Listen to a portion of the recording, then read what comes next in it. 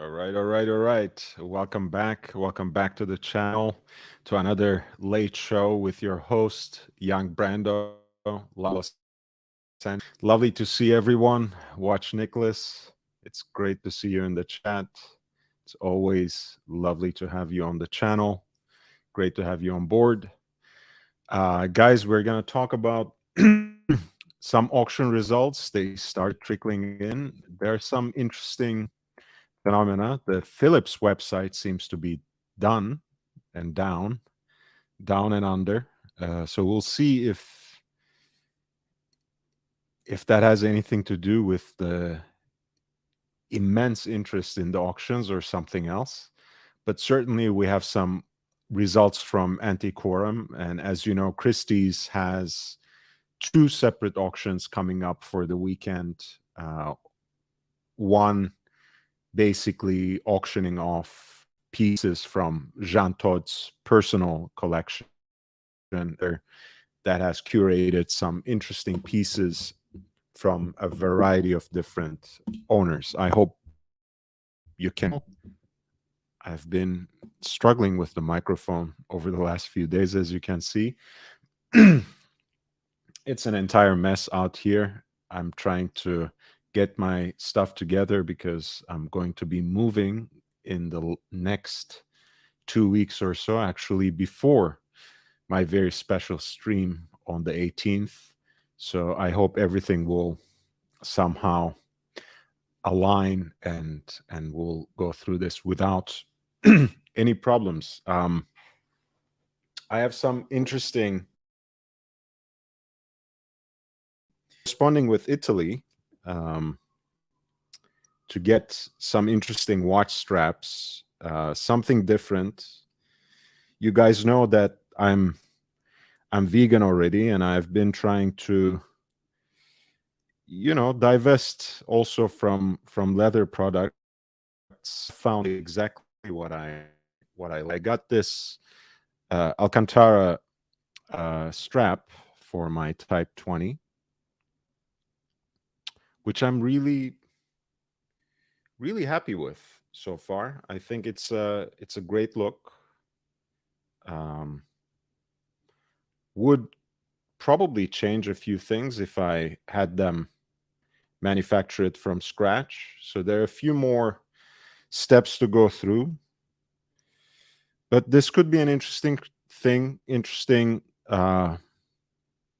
product to share with the community as well, because I think the material has, first of all, it has almost an instant recognition as a luxury material, since it is used, as you know, for centuries to line chests and vaults.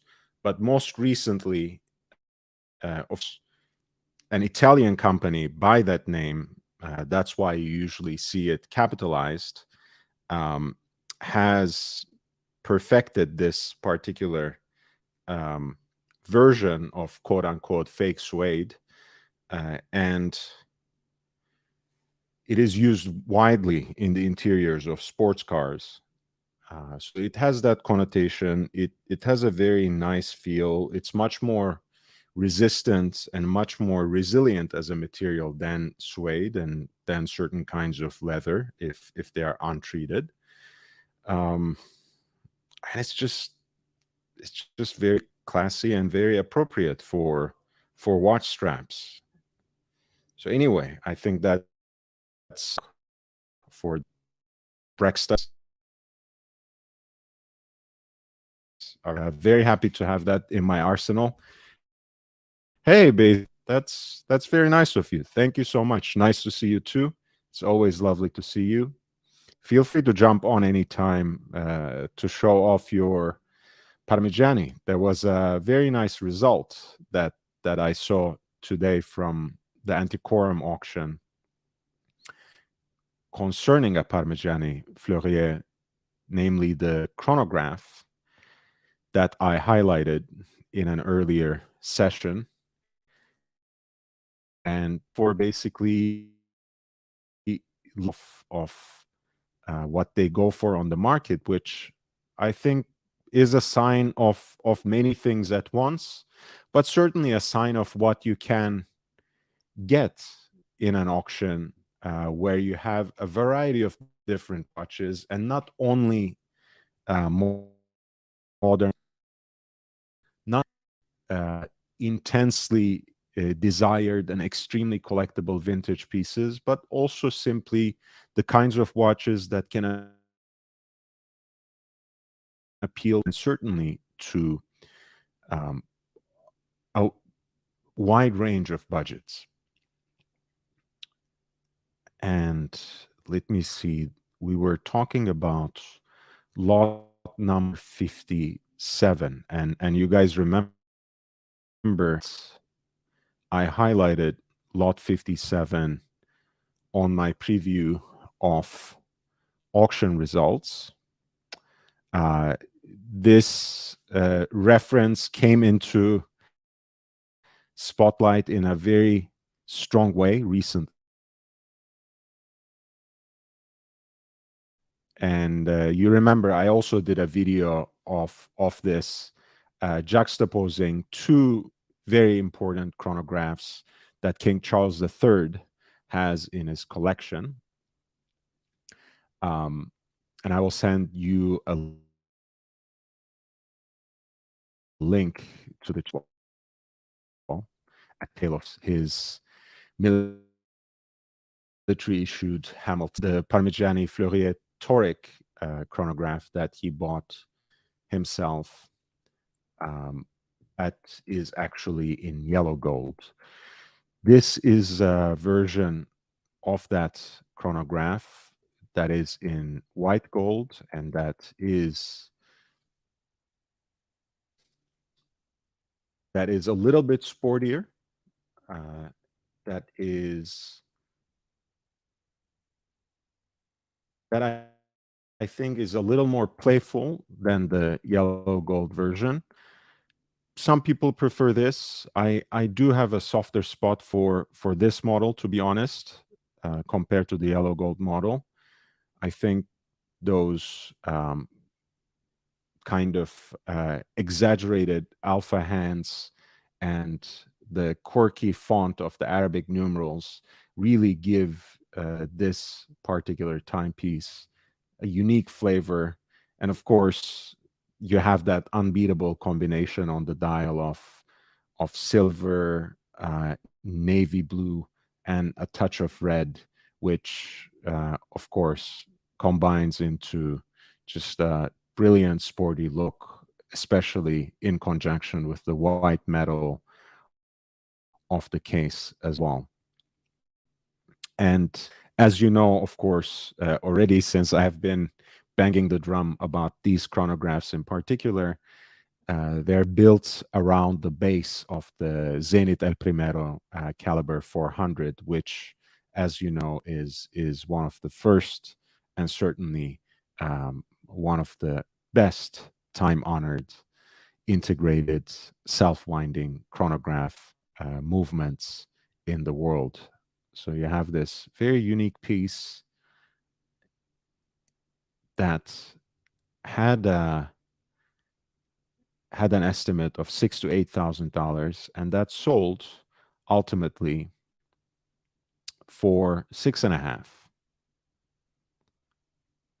And I've seen these for sale around 17.5 and upwards of 17.5. So even when you add the premium, even when you figure into it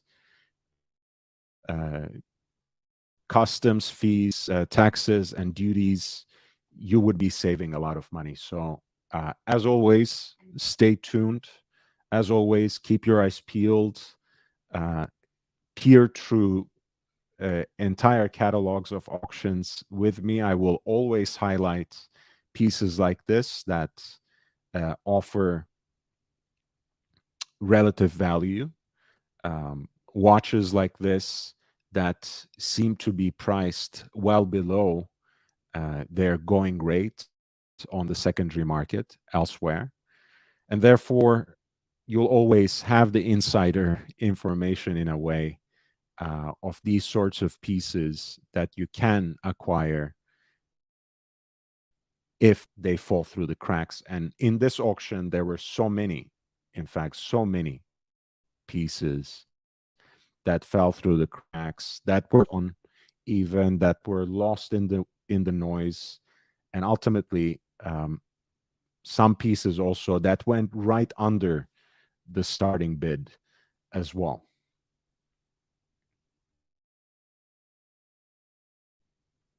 For reminding everyone to upvote. I really, really appreciate you. Thank you. And Barlight Broker, nice to see you as well. Very nice. So we'll go through it, but right here, for example, we were talking about the Futurematic, for example, which is an iconic reference by Gégé Lecoultre, branded simply Lecoultre here. You have the power reserve indicator at 9 o'clock, running seconds at 3. Beautiful, simple black and gold watch with these somewhat stylized spider lugs. Really collectible. People love them, especially those who collect JLC, usually have one in their watch box. This went for its starting bid, which was 2,000, right? And that's a hand wound 14 karat yellow gold Gégé Lecoultre Futurematic with a black dial.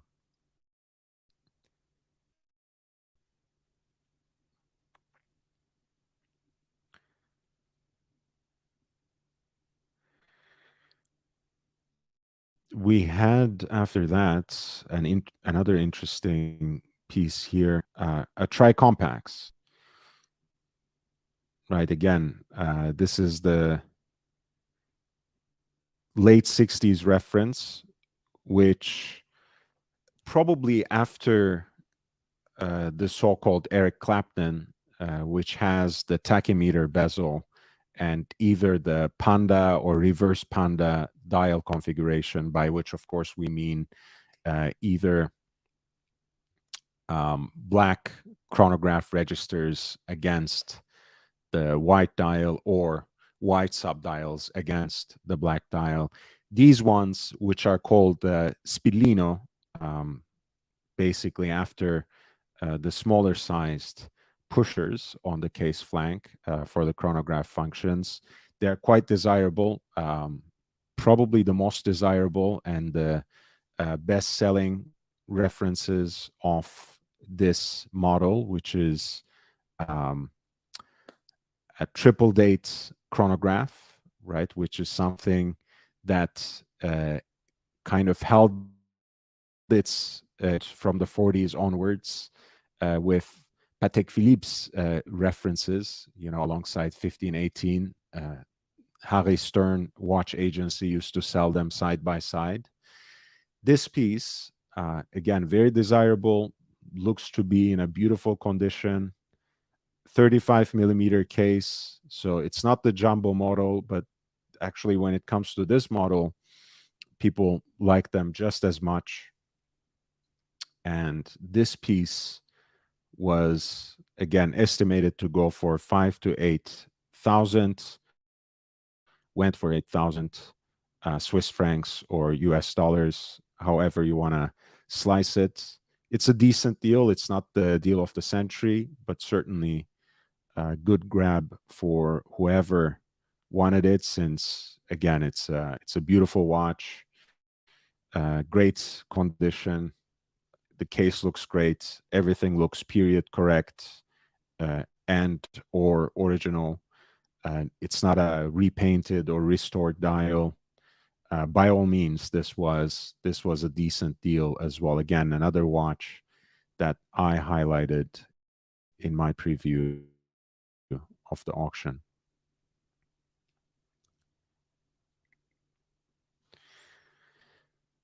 Moving on, there's so many. We were looking at this cosmonaut, right? This is the version of the Breitling Navi timer that Scott Carpenter special ordered through Breitling before he went on his mission, because he wanted a chronograph in space when he was in orbit, uh, with a 24-hour dial, right? Since he couldn't uh, tell the difference between night and day in space.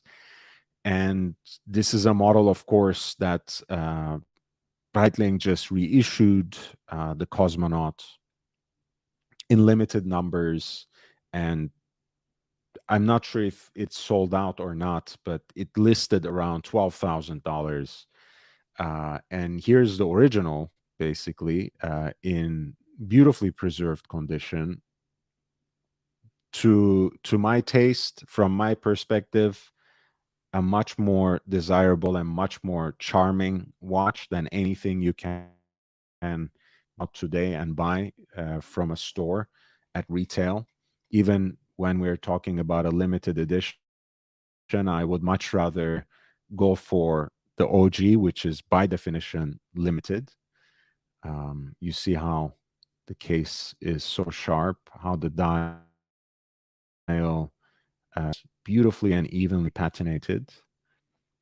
And we had an estimate of 2,500 to 4,500, and it sold right above the high ceiling of that estimate, which is still a great deal, right? You get basically a late 60s cosmonaut as it was intended to be. And it's in a beautiful condition. This was lot 17.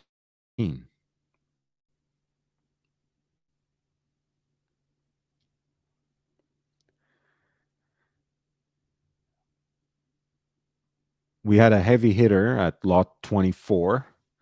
This was a Breguet type 20. They should have spelled it out in Arabic numerals, of course, since at that time, before Breguet reissued it, they were simply written out according to the specification of the air forces of the French Navy. This is basically in original condition. I don't know if it says anything about.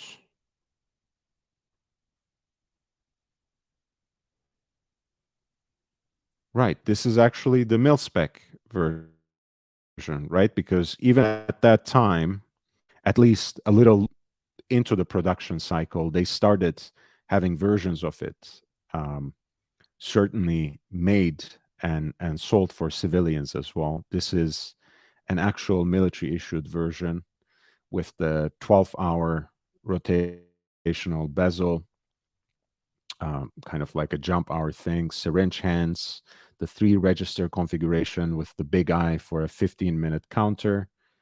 And it's, again, it's a beautifully patinated and a very soulful version here. That original Breguet logo without the cross for the T, which adds it certainly the period correct essence to it as well. And what you have here, again, is a beautiful piece. This time, of course, we're talking about something that is in such limited numbers and in such a desired condition. You have it selling for $52,000 or Swiss francs. Hey, Nick. Nice to see you, man. And I'm glad that everyone had fun in New York City. Um,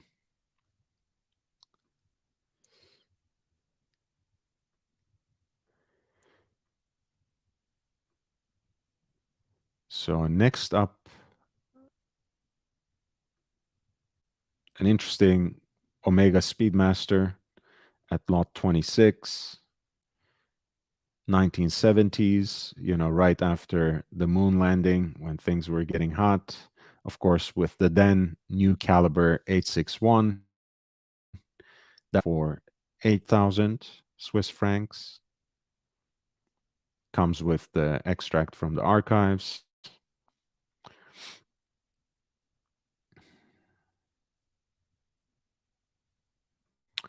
The JLC diver that I kind of separated out because of its uh, 60s, late 60s, 70s charm with the inner rotating bezel, great condition.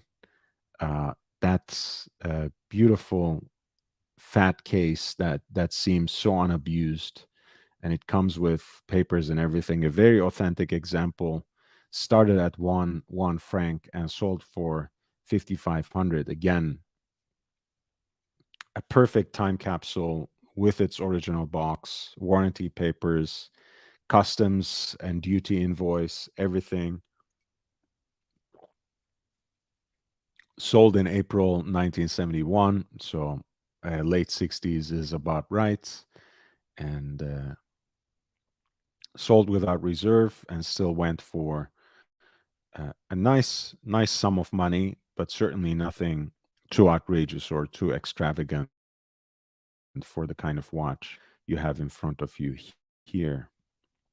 And again, these kinds of watches, like the earlier uh, Le Courtois Futurematic, and here the Master Mariner, gives you a more holistic perspective on Jaeger LeCoultre as a brand. As you know, this is the watchmaker's watchmaker, so they have produced for so many years very reliable and usually ultra thin calibers for the best of the best, Patek Philippe, Audemars Piguet, Vacheron Constantin, and so many others.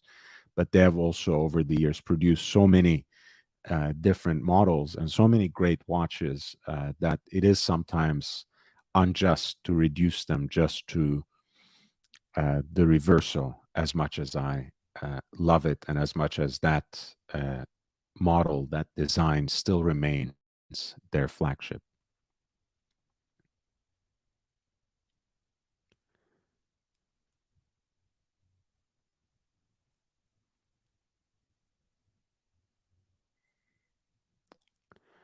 Again, we were talking about some great pieces and possibly great deals. We have two Vacheron Constantins back to back in lot 35 and 36. This is lot 36, which is a self-winding Calatrava style Vacheron Constantin dress watch, Dauphine hands, beautiful silver dial, very, very precious in stainless steel with centrally deployed seconds, waterproof case. It sold for 2,400, right? Even less than the lower estimate. So imagine the kinds of deals again you can get for watches that you actually want. Number 34 was, of course, a great alternative to what they have today in their lineup. Um, as you know, in their Les Historiques range, they have a triple date calendar model in steel. They used to have it with these blue accents and red accents. I think the one with red accents just got discontinued. In either case, this is kind of more loyal to the original design. Lovely um, Roman numerals there at the quarters, running seconds at 6 o'clock, pointer date on the chapter ring, and the day of the week and month through the two apertures here. And it's a beautiful, sleek, classic piece of design, teardrop lugs, beautiful dress watch, appearance in yellow gold, hand wound caliber, reference 4241, made in 1943. Again, you wouldn't necessarily know it by looking at this watch since it looks pristine. Maybe its dimensions, its proportions would give you an idea, would give you an idea of the time. The size is 35 millimeters, so I think perfect sizing when it comes to a dress watch. Others might disagree, but there you go. Once again, you had a deal on your hands here for 10.5 US dollars. Compare that to how much they sell these things at retail nowadays, the contemporary version.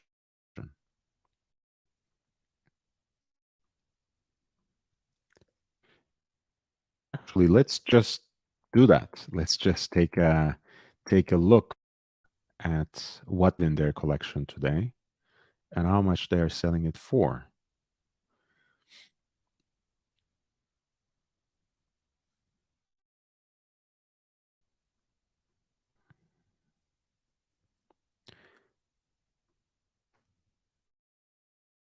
Yes. Basically, they have it as 19. Hey, Big Meech. How are you doing? Welcome back to the channel. Nice to see you, man. Um,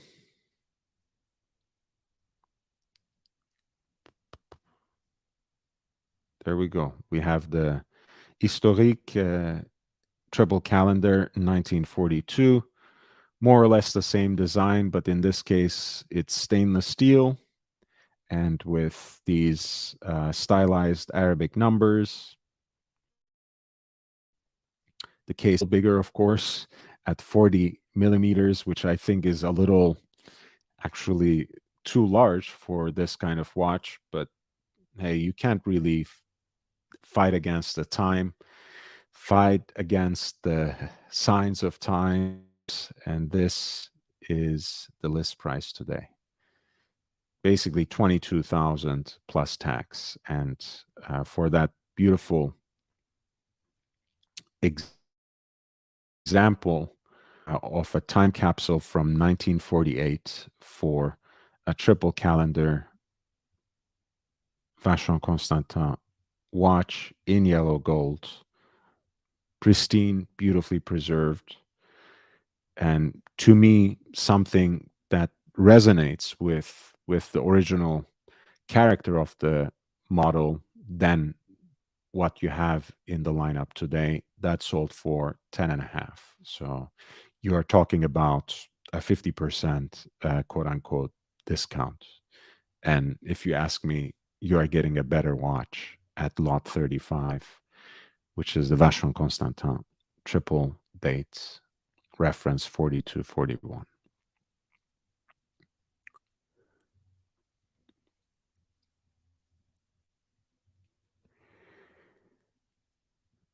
So onwards and upwards, we have again another model. I'm showing this because once again, it's very interesting to see. You have a Seamaster 120 from Omega, great piece of design. If you are into those cushion-shaped, tonneau-shaped diver cases, again, very much teeming with that late 60s energy. The timeline uh, remains with that JLC Master Mariner. Lovely deep blue dial with a matching rotational bezel. The sword hands, great vintage Omega diver. The starting bid was 5,000, but actually someone grabbed it for 4,500. Again, another great deal at lot 40, lot number 40.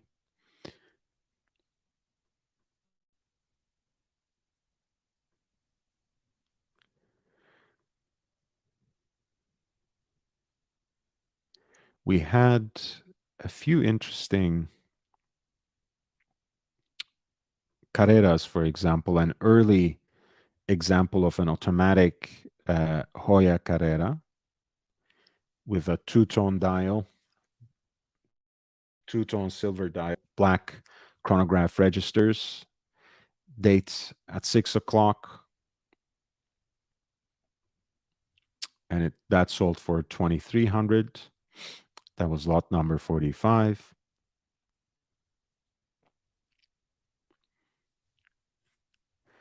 An incredible deal again here for an IWC Ingenieur SL Jumbo, the original reference for that other um,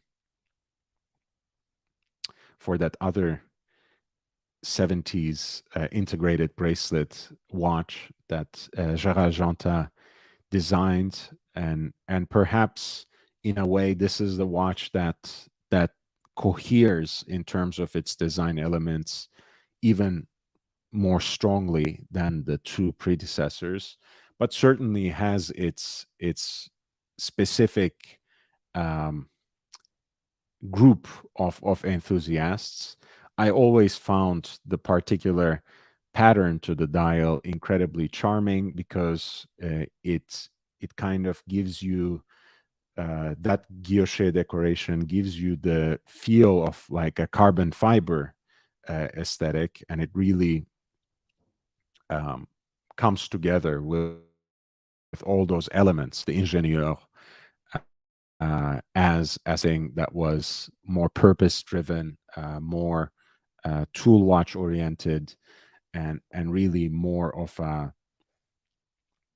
an integral design that came together from Gerard Janta's mind to its realization in metal. And one thing that people very easily forget when they talk about Gerard is the fact that he was a trained jeweler.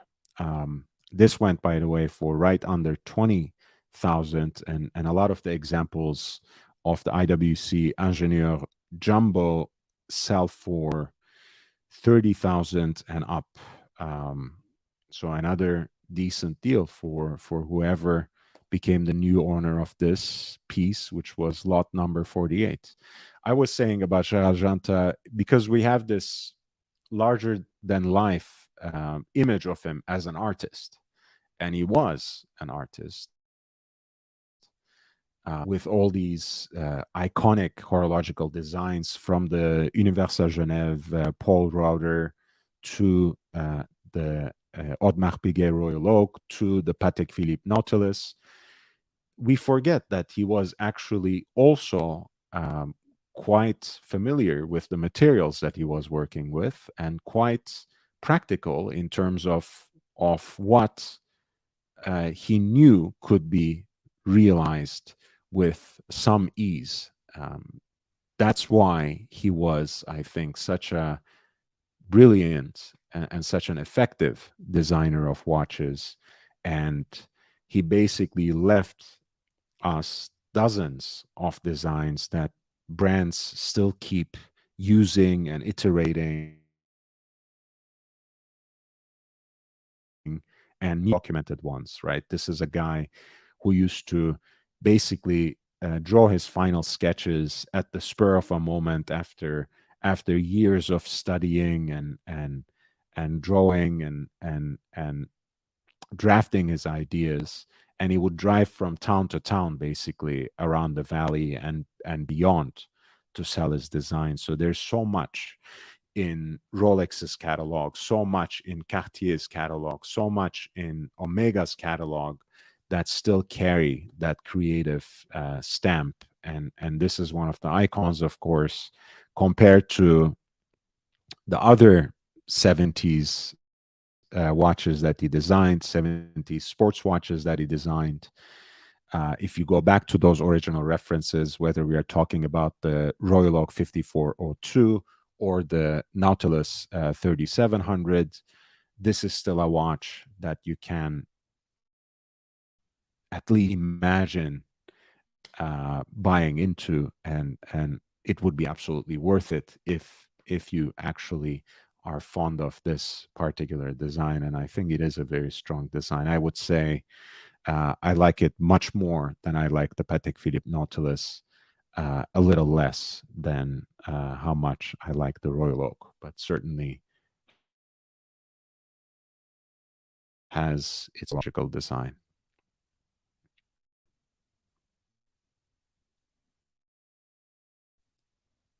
Hey, peeps, nice to see you, man. I'm glad you enjoyed the Donku rum. That's I don't know if my friend is watching today, but yes, I have a friend who also sometimes watches this show who brings me back a bottle from the island every so often, and I genuinely appreciate that. This is the reduced size version of that same watch we were just looking at, lot number 49. Ingenieur reference 3506 with a black dial, a little bit more of a straightforward decoration in this one with gold accents. Otherwise, of course, a stainless steel watch. And this went for $5,000, for example. And the paper says 34 millimeters, but trust me, even these reduced sized versions of the Ingenieur were larger than the stated size. That's something, of course, owing to the integrated bracelet design for sure. But again, amazing deal on the market if you are into that particular aesthetic and if you also find the Ingenieur uh, an appealing design and aesthetically pleasing object. 49 could have been a great option as well.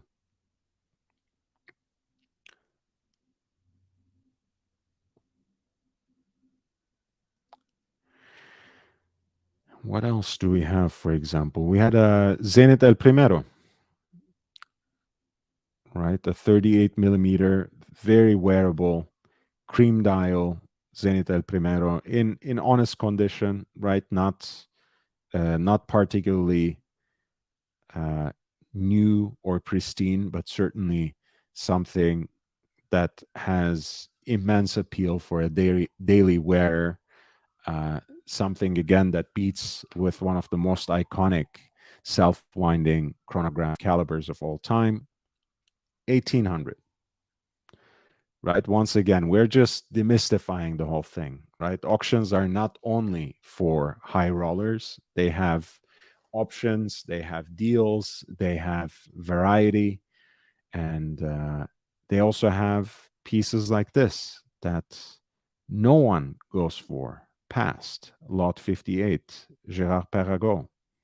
Starting bid was 6,000 francs. No one even got near it, and it did not sell.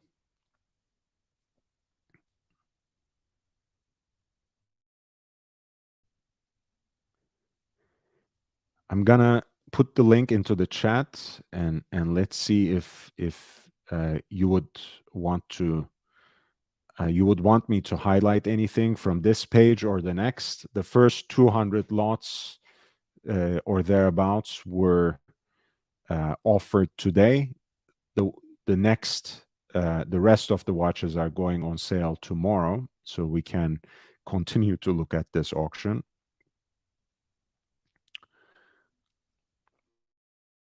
There was a kind of version of the Zenit El Primero that they call Stratos, has this interesting end link that allows for the integration of the rubber strap. It's a different look. This, of course, is literally a different watch compared to the El Primero we were looking at, even though they have a similar movement inside them. This is a flyback chronograph, driver's chronograph as well. The rotational bezel with a 60-minute counter can attest to that. The rubber strap, of course, reinforces that particular aesthetic. And it is an immense watch, an absolute unit at 45.7 millimeters.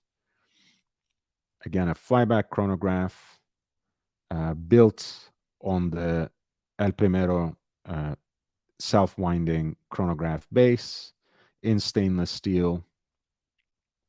Again, an interesting deal at $3,000 or 3,000 francs. This was lot 66.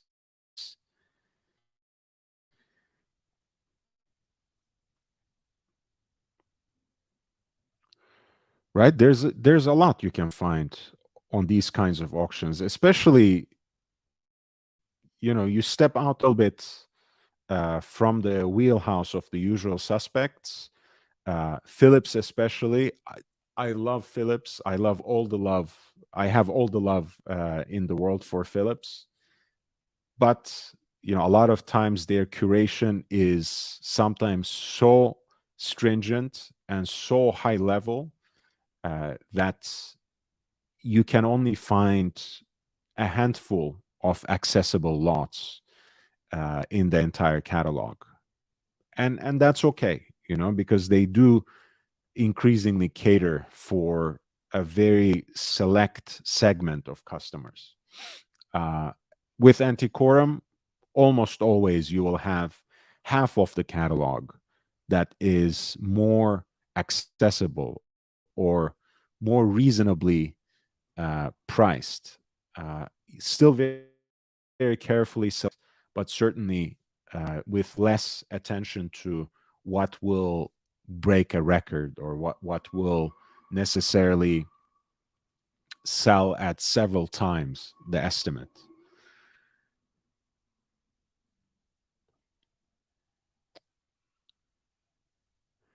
For example, let's keep moving a little bit um, to the next page. Was a, this was very interesting because there were a few very interesting, very appealing um, Royal Oaks that simply didn't sell. Again, lot 73, right? This is the Blancpain aesthetic that reflects that period of time where Biver and Piguet revived the company, focusing on the watch manufacturer that was established the earliest, right? The oldest watch manufacturer, although unfortunately, due to a few hiatuses and ownership changes, not a watch manufacturer that was in continuous operation. But Jean-Claude Biver had the idea that Blancpain should honor that legacy by producing watches that reflected that classical elements of design and certainly the complications that one would expect from that um, caliber of horological maker. And this is a watch that reflects that. You can see the stepped case, the flyback chronograph with the perpetual calendar. Beautiful, beautiful piece, 3800, right from around the turn of the millennium, 38 millimeter case, I wanted to say. And that sold for 9,000 Swiss francs. Again, for the kind of watch you are getting, that's a lot of value. That's a lot of watch for something that is basically pristine and comes as a full set. Another Blancpain that was new old stock, pink gold, triple date, moon phase, didn't even sell. People passed by it. Starting bid was 15,000. No one touched it. Um, Audemars Piguet perpetual calendar in that classical configuration, right? The one that followed basically the 50, 55, 42. I think. That should be the reference. Um, Basically, the configuration, the complication that saved Audemars Piguet from what seemed to be the certain downfall of a distinguished brand. This is the reference 25657, the reference that followed that legendary perpetual calendar with an automatic movement. It had a starting price of 10,000, didn't even sell.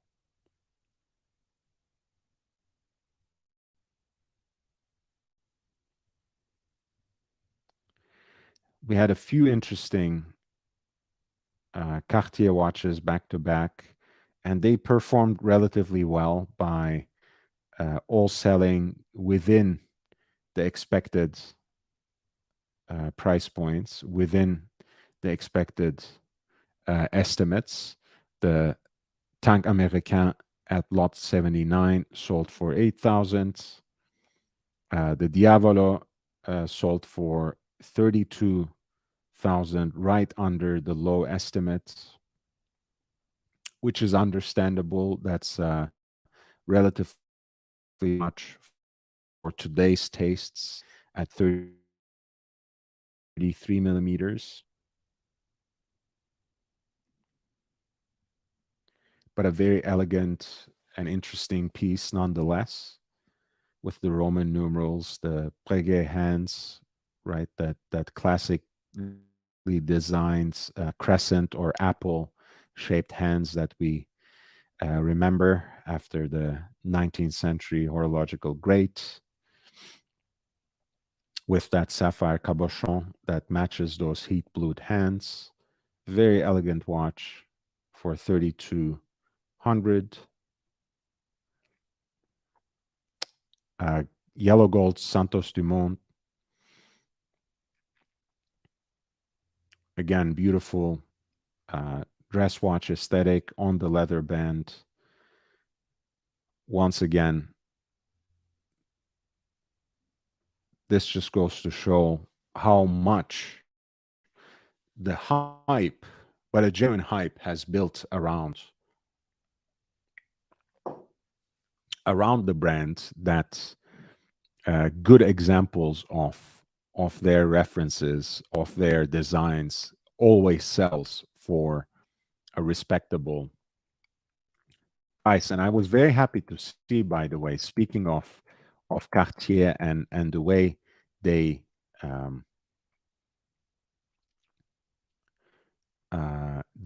have really built up the brand. I just realized, we were talking about that very unique Cartier Chiche watch that just sold for more than $1 million in Paris. And it turns out that the person actually was someone who played a role, I would say a major role, but history will decide on that, but certainly an important role in bringing a sustained attention to vintage Cartier in the horological scene today. And that's so in auction in Paris just a little while ago was bought by none other than Eric Koo, who again played an important part in building a certain recognition, interest, and yes, even hype around vintage Cartier watches. It's wonderful to see things come back full circle. And if I know anything about Eric Koo and his bon mot, so to speak, his ability to phrase these things, I think when he says no regrets, he means at least two things. One, hey, I don't regret the fact I paid more than $1 million for this watch, but I think he's also saying that he has no regrets in having built up the vintage Cartier market to this level, where he had to go back and end up paying $1 million $1 million for a watch like this, more than $1 million, I should say, because I think um, it's the price it realized was 1.1, and that was before the premium.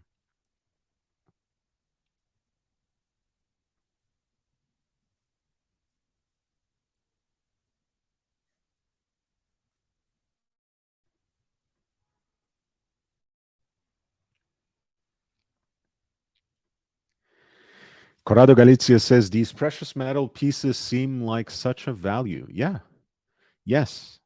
It's look, that that was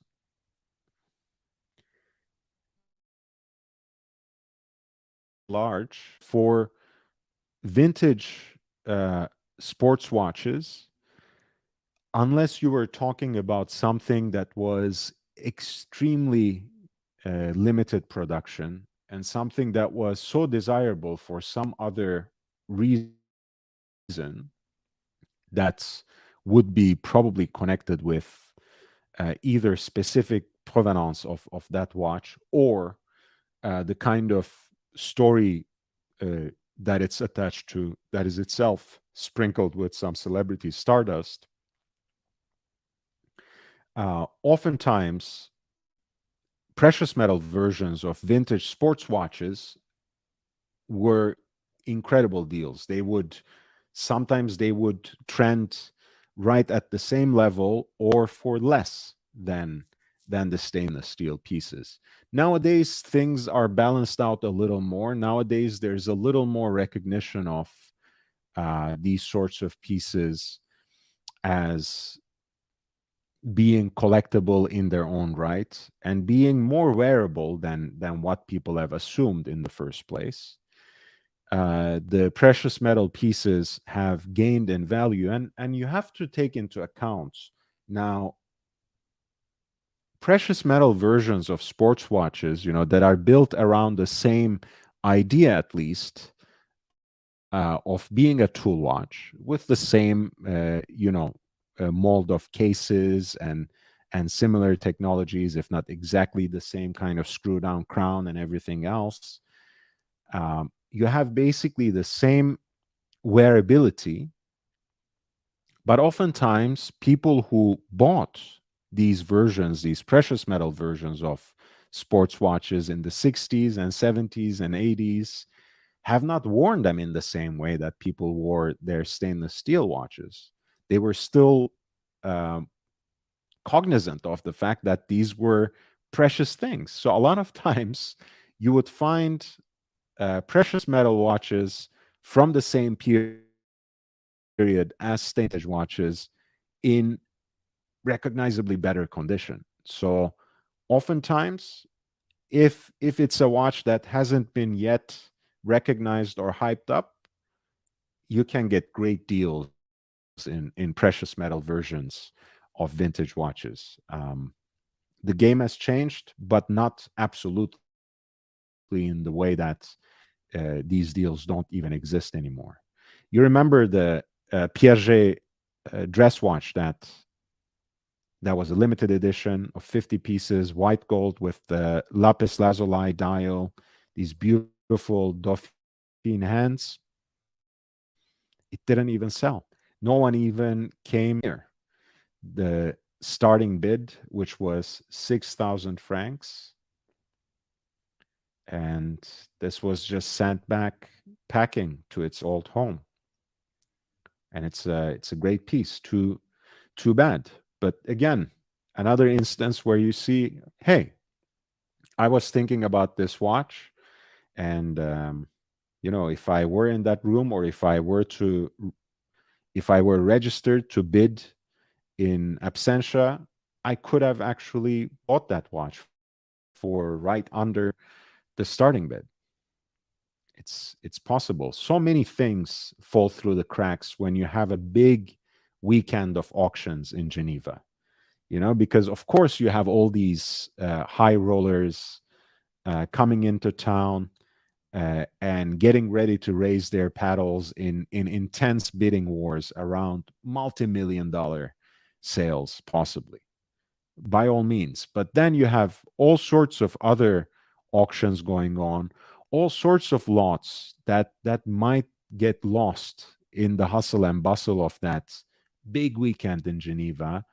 You get all these deals as well. I mean, let's say your significant other started pining after Queen Midas since she had seen it on the big Ree's wrist, on Rihanna's wrist. And there we go. There's a Queen Midas with, in fact, the presentation box, which is this stylized Greek urn. 9904, yellow gold, heavy watch, 7400. That's not unreasonable for a Queen Midas. That was lot number 94.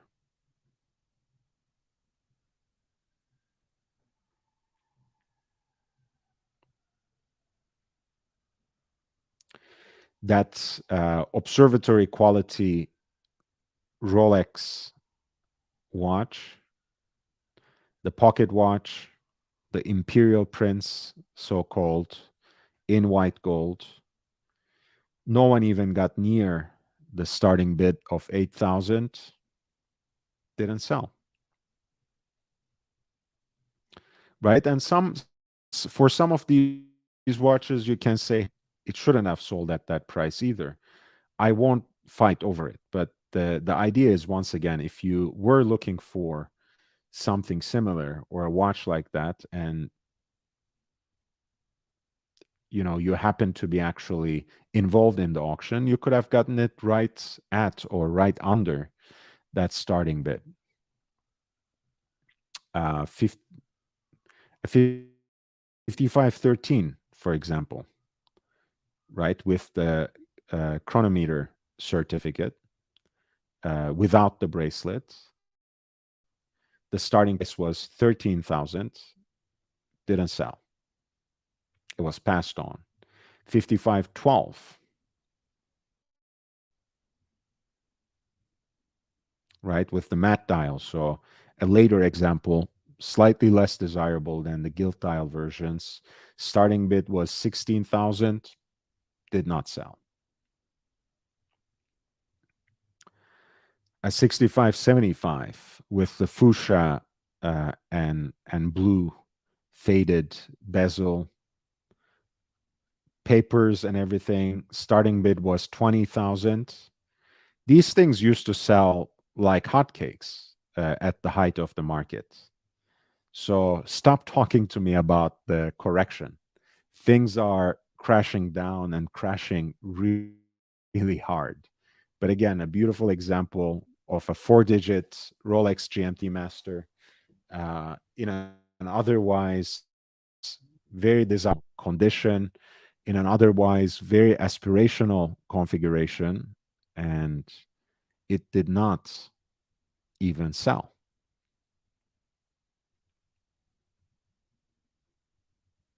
Right, and it apparently came with this COSC certificate, the chronometer certification. Didn't sell.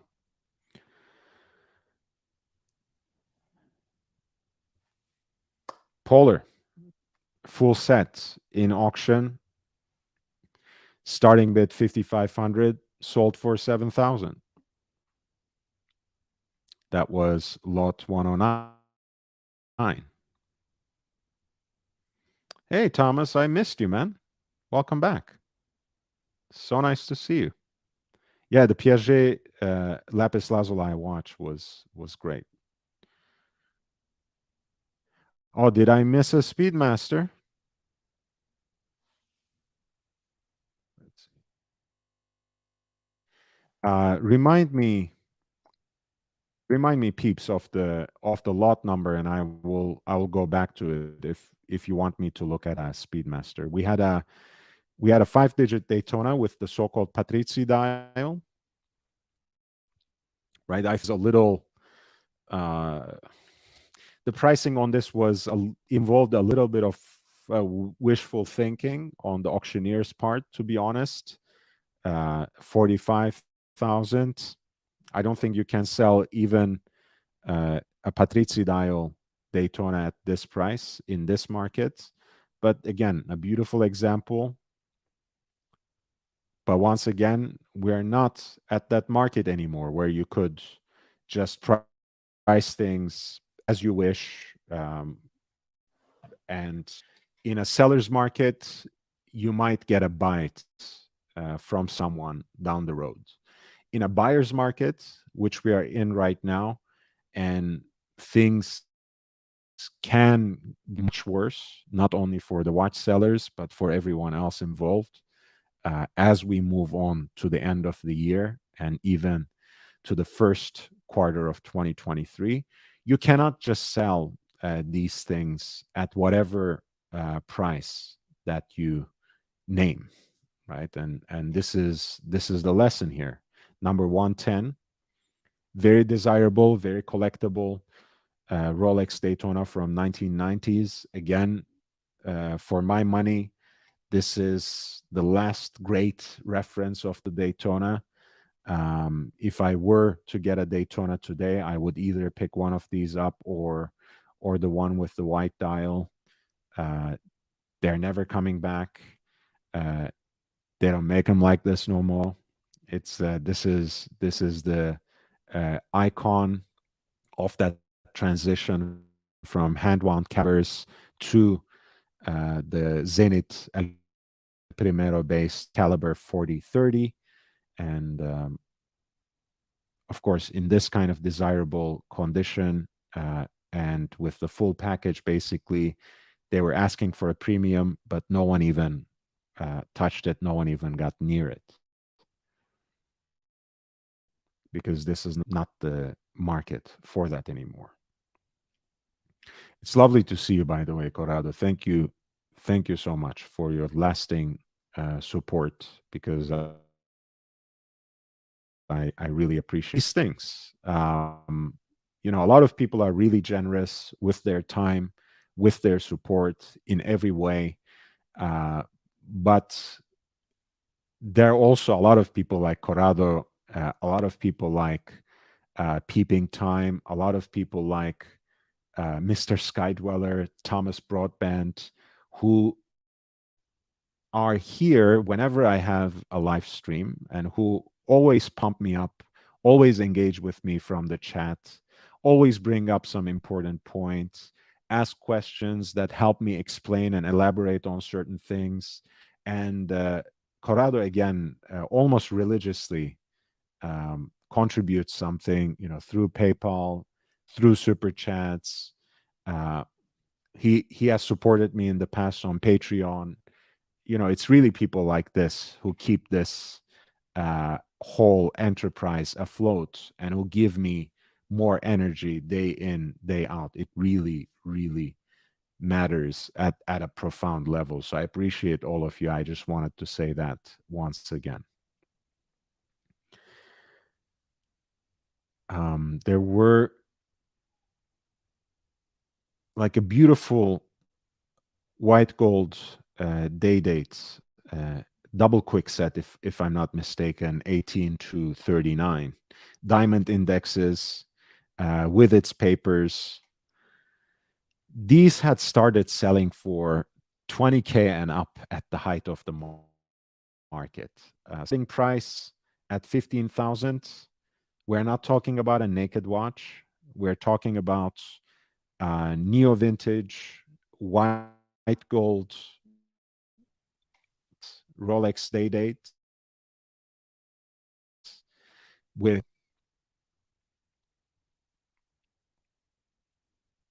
really in beautiful condition too, unmolested.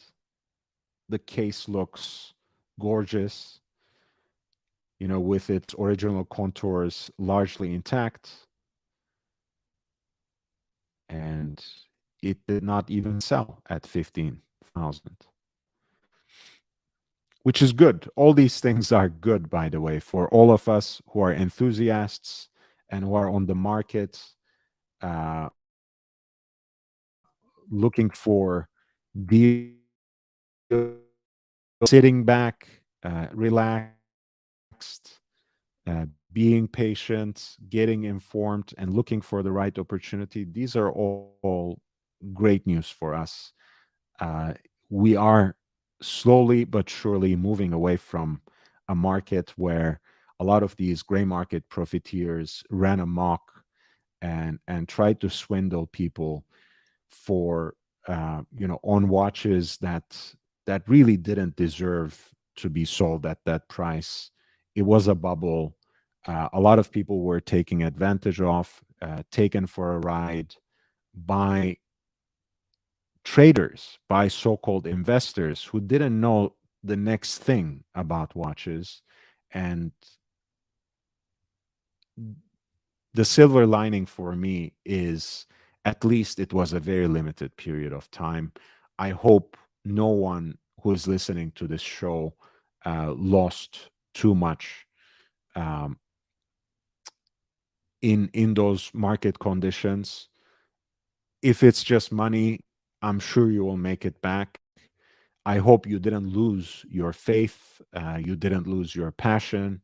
I hope you didn't lose your emotional investment in this hobby because of these swindlers, because of these gray market dealers, because of this new genre of YouTubers who play confidence games on the screen and flip watches in the background. I hope none of these people made you lose your joy in talking about horology. Anything else is secondary. Anything else that is material, you can make it back. I hope you didn't lose anything much more important than that, but it was a limited period of time, and their time is already, I think, their time has already passed, and we are already in a much more realistic market. A lot of interesting um, pocket watches and even music boxes, which are fascinating to me, but I don't know anything about them, so I'm not gonna comment. So I'm passing that. And these were the series of Royal Oaks that I wanted to talk about, like from lot 139 to 145. And you see they either sold for very reasonable prices for what they are, or they were passed on. Here is the very reference of the icon. The design celebrates, as you know, the 50th anniversary today, since it was released in 1972, what was at the time the Basel Fair. This is the C series, so one of the first few thousands that were ever produced. I think each series amounts to about 2,000 watches. So this is basically somewhere between 5 and 6,000 um, Royal Oak Jumbo. The estimate was 60 to 80, single bid at 60,000. It sold for that. I'm not saying this is a steal, but a relatively good deal, because again, just at the beginning of this year, you would be lucky to get near um, a 5402 in steel at this price point. Because at the end of the day, you're talking still about the first reference, original dial, original crown, as much as I can make out from the pictures. It doesn't give me a good view of that. Of course, C series is less desirable than B, which is less desirable from A, which represents the first 2,000 examples of this legendary reference. But nevertheless, this pricing brings what went into the stratosphere back to reality, back. Once again, great news for us collectors who are just waiting for the right time uh, once again back, trending down, trending back to the normal and reasonable.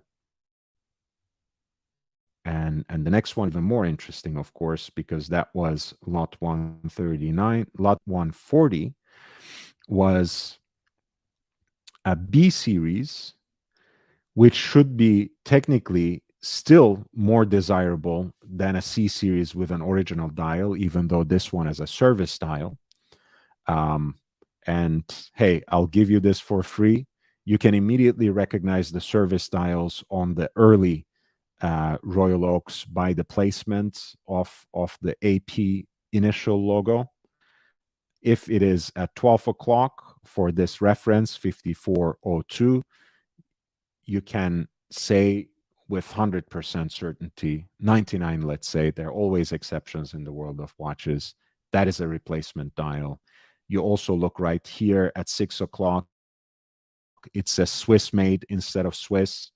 That's a replacement dial. But even then, a B series should still be more valuable than a C series Royal Oak because it's the earlier example. But it didn't even sell at $45,000, 45,000 Swiss francs. B series 5402 Audemars Piguet Royal Oak from 1976 did not sell.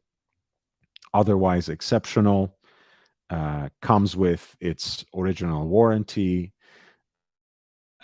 original clasp, with the receipt for the overhaul through Vempe and AP in 2002, didn't sell at 45,000. What gives?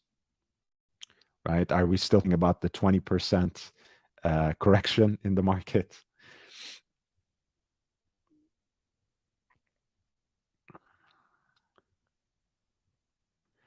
Aussie, thank you for reminding everyone to upvote. Friends, it really does make a difference. If you upvote, it gives me just a little bit more exposure. Please do. If you are learning just a little bit, if you're enjoying these shows, please hit the like button. It really helps me immensely. And subscribe if you haven't. If you are just stumbling upon this live stream, I'm here with Watch Talk almost every day, and I create other kinds of content as well. And feel free to um, scroll through the other videos and find something to your heart's bidding.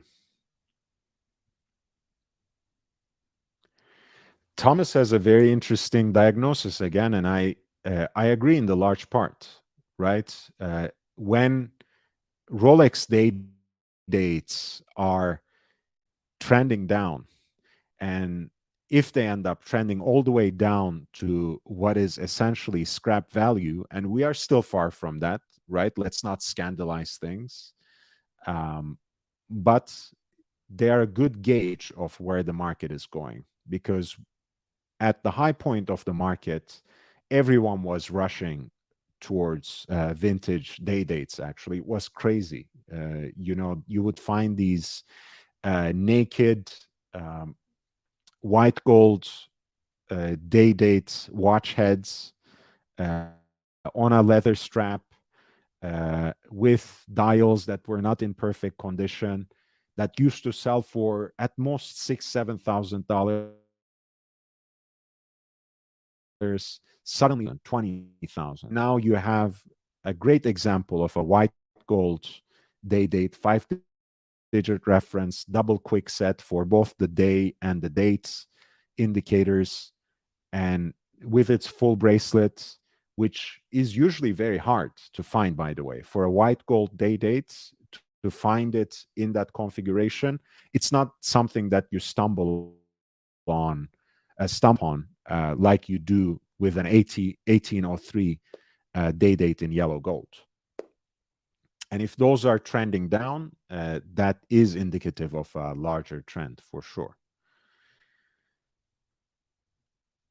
Um, another one, an A series that was, of course, priced accordingly, right? It was at 100,000. Again, at the beginning of the year, any A series Audemars Piguet Royal Oak reference 5402 is going to sell. This is something that was within the first 200 examples, that was just a few months ago serviced by Audemars Piguet. So it has a 2-year manufacturer warranty. Again, went through a service that cost 7,000 euros, just so you have a reference point for what kind of watch you're dealing with here. It didn't sell. At the beginning of the year, any A series Royal Oak with recent service, with a certificate of authenticity from AP, it would sell easily. For this one, no one touched it. That says a lot. And it's, again, A190, one of the first 200 examples ever produced. And it did not even sell.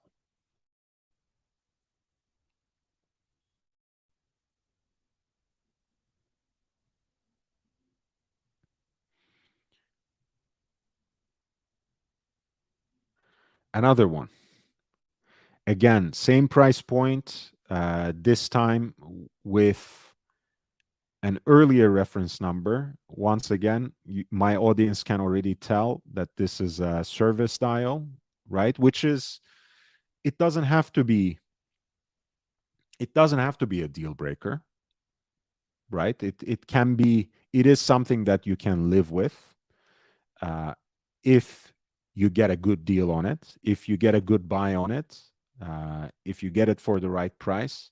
It's not the end of the world, but not in this market, apparently, right? It was listed for 6 figures and people passed on it, even though it was, again, a great piece.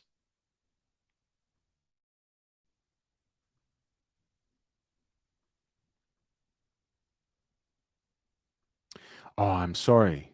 Sorry, this was a 1502. This was one of the early revivals of the jumbo. I'm sorry. It still has a replacement piece, but that doesn't matter right now.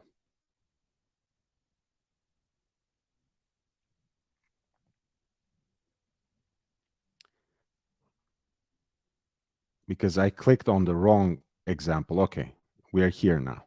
This is the 5402. That's even an earlier number at 182.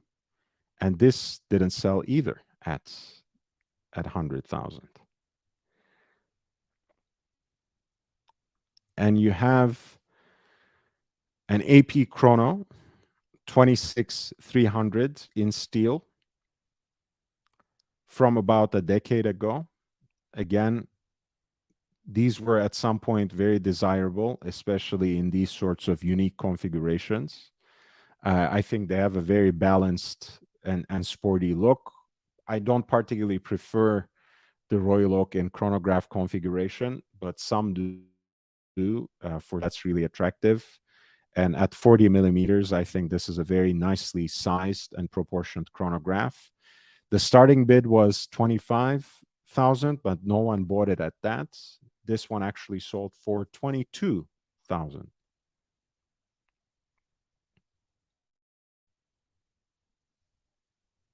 Beautiful blue dial, orange accents, very sporty look, and it sold for under the low ceiling of the estimate.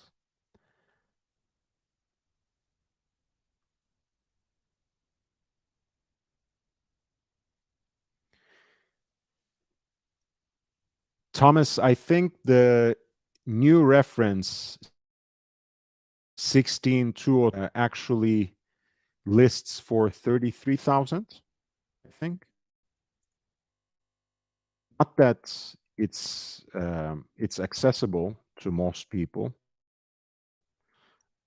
Not that it's accessible to a new customer at all, unless you have some insane connection with someone, at the highest level. I don't even know, but the list price should be 33,000 plus tax, of course.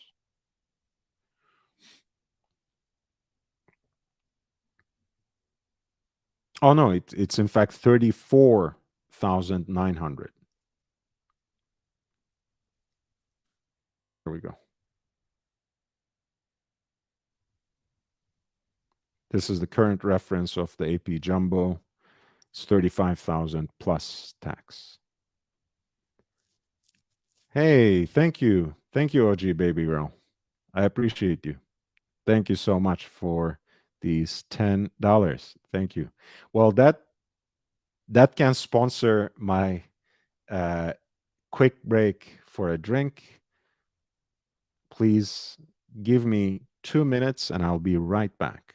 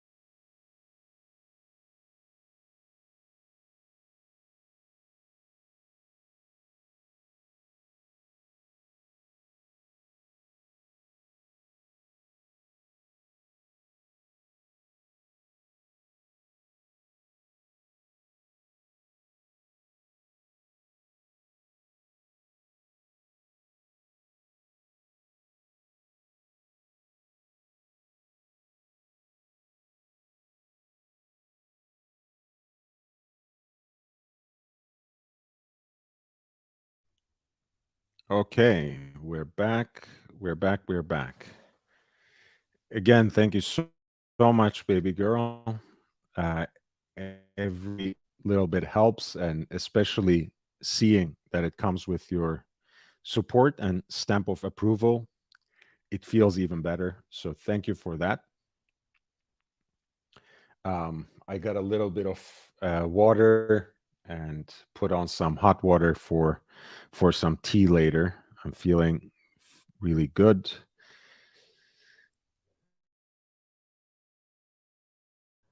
So let before we go back to the Rolex thing, let's go back to something that did perform really well and that is quite unique.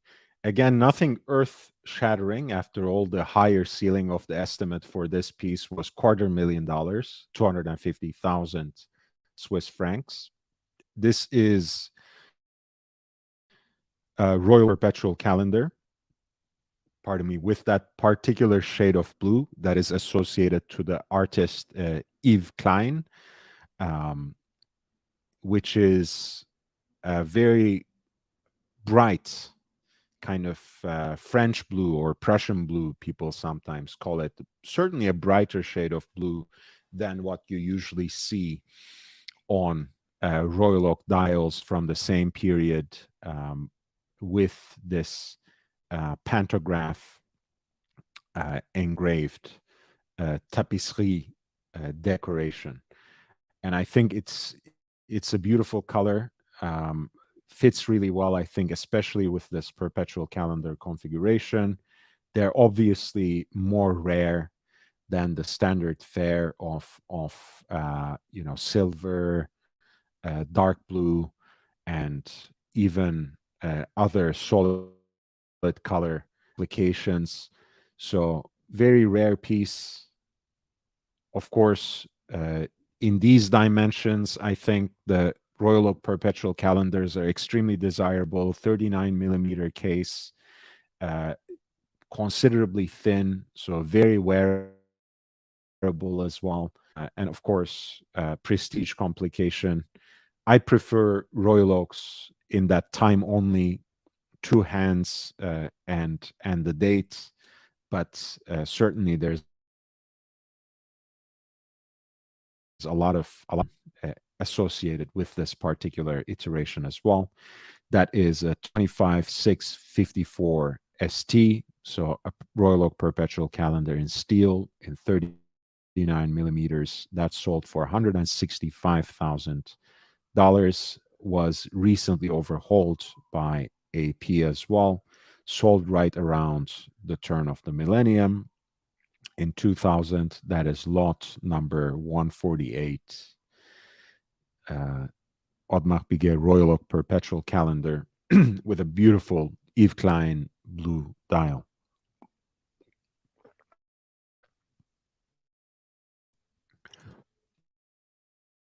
So going back again to the original root beer, this is the 4-digit reference of the two-tone. So 1675 slash 3.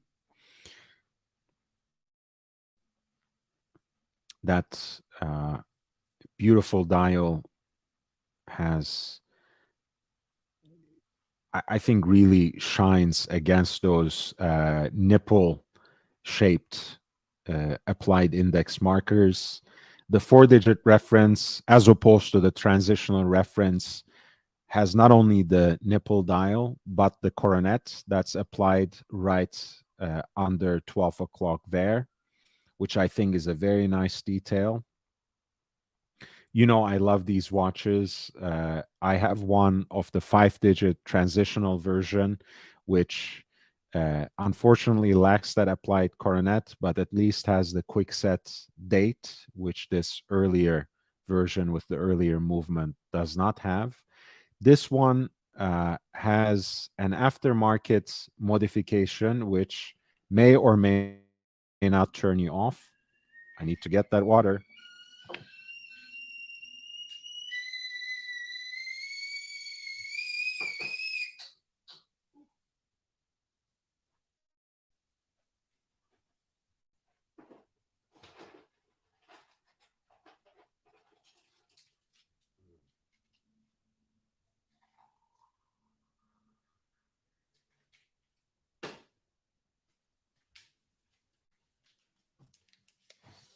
Ah, thanks for your patience. So there's a little bit of an aftermarket modification in this one because someone actually had the bezel diamond set, which I think is a very cutesy little detail. I'd rather do without it, but I don't think it's something that takes so much away from the value, since the secondary market on Rolex parts is huge, and you can easily find a nice golden bezel that is period correct, and that won't set you back too much either.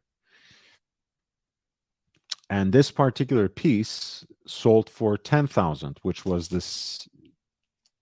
the starting bid. So once again, you know, these things started shooting up all the way to 15,000.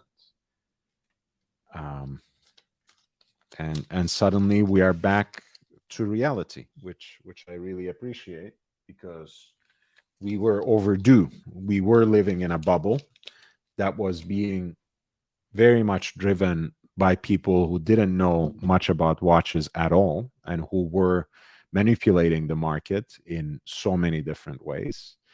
And there you have it. A decent example of the 4-digit original version of the root beer, the two-tone Rolex GMT Master with the nipple dial, that original tiger eye kind of quality to the dial, and it sold for 10,000 on the dot on its full bracelet. Well,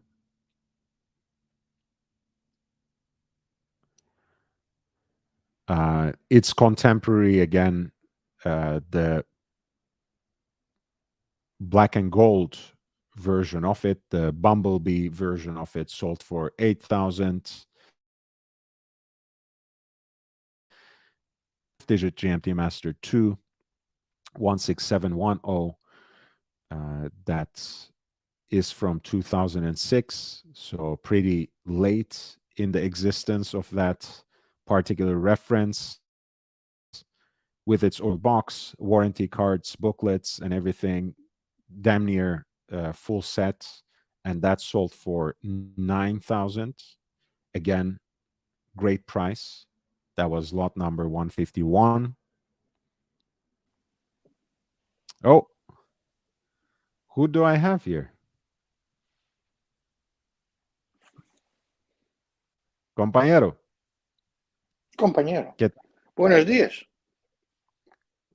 Buenas noches. Buenas noches.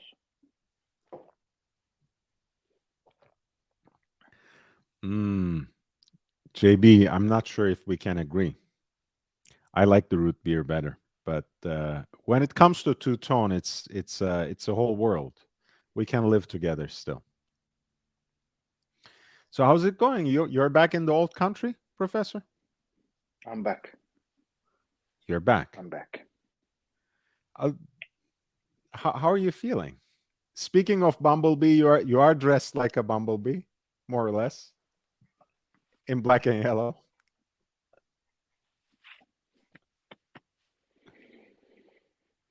No, it's good. You're looking good, Professor. You're not going to Geneva anytime soon, you said, right?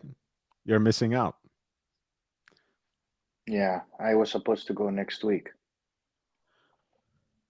I'm sure a lot of people, well, I mean, I see on social media that a lot of collectors are there now, of course, because it's the fall auction season and people have been flying out of town, from out of town. Well, it's getting close to the end of the year, and a lot of the companies would have to decide, given the global economic climate, what they will be announcing in April. So this is the time when they take the decisions, and it's not uncommon for them to decide to release certain pieces, certain models, and hold back on others. Right. So even when the product cycle, of course, encompasses multiple years, still they can make certain changes to the program, to the releases, to the planned releases at the last minute, basically, right? Just 6 months away from Watches and Wonders. Yeah. Less than Yeah. 6 This is months. the time. Yeah, this is the time when they usually decide, and also there is kind of a gathering. The big guys gather to discuss end of the year forecasts, sales, and what's happening in of course, the global economy. I mean, watch companies are not unaffected, so they have to take stock of what happened and what will happen. And certainly, what is happening is that the world is really slowing down quickly, and the U.S. is on the verge of a recession, if not already there, not yet in the job market, but the rest of the world, China, parts of Asia, and Europe is in recession. So, I mean, there is no doubt about that. And the numbers are there to prove that. In the auctions, you don't see a lot of Asians, especially Chinese, flying around. China is still closed, more or less. Well, we were just looking at the realized values on Antiquorum, and what we had seen was either it was very reasonable, right at that lower end of the estimate. There were a lot of watches that I thought in my preview were a little optimistically priced, shall we say. They were passed on. They weren't sold a lot of times. And yeah, only the realistically price, and certain brands continue to perform well, but nothing seems to be breaking any record or shattering any expectations, which is what I was expecting and predicting. But as we have said many times, even under certain financial circumstances, you can't really divine into the future. You can forecast certain knowledge.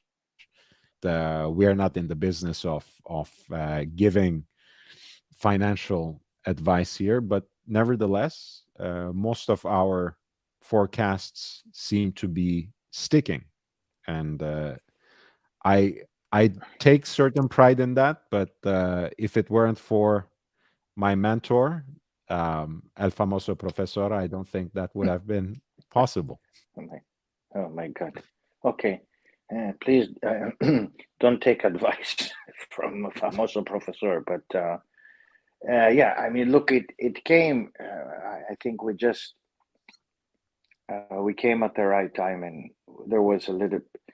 I think it's just common sense. A lot of things that we say, and we're not conflicted by our market views because of sales interest and all that. But look, it's a cycle of life. I mean, things, as you said, it was a big bubble, but it was a big bubble in everything, small and big.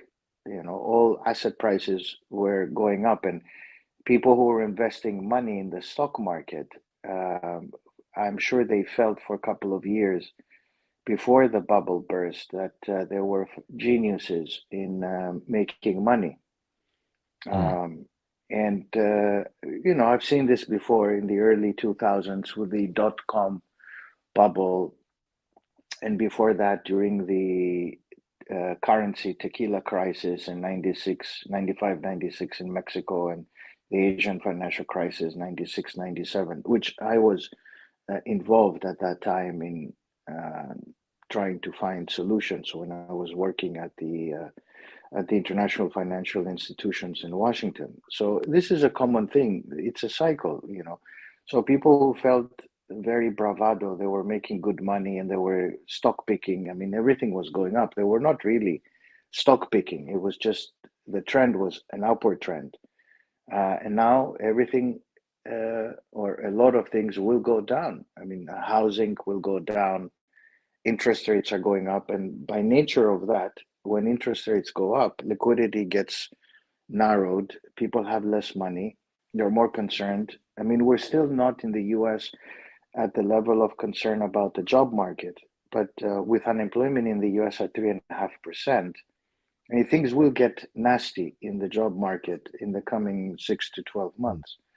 And you will see unemployment in the US around 6 to 7%, which was the natural thing to see during a recession. In the great financial crisis in 2008, 2009, unemployment went up to 10%.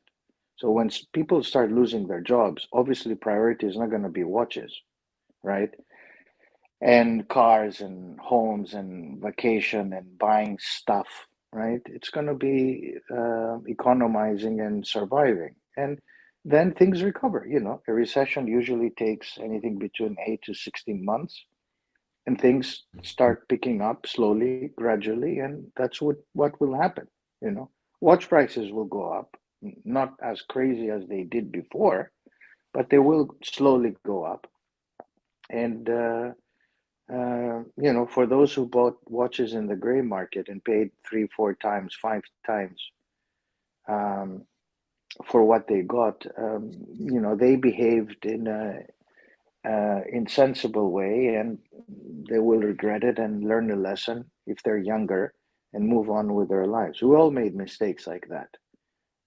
In my 20s and 30s, I made mistakes. I learned from it, and then we kind of move on from there.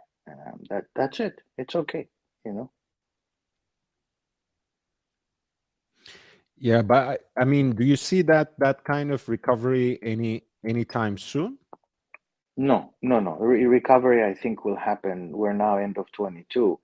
So if I'm sitting in Geneva, giving a forecast, an economic forecast, I would say that the real recovery will be around the beginnings of that around 2024, 25, slow recovery.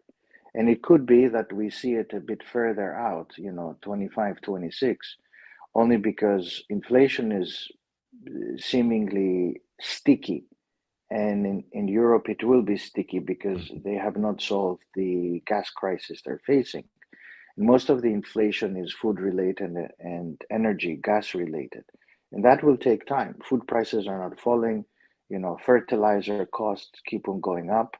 And there isn't a lot of, if you can believe it, fertilizer going around to produce agricultural goods for both developing and developed countries. So I don't see, anytime soon the recovery. Watch prices will be a secondary effect when markets recover, and stock markets, will begin to recover, but not anytime soon.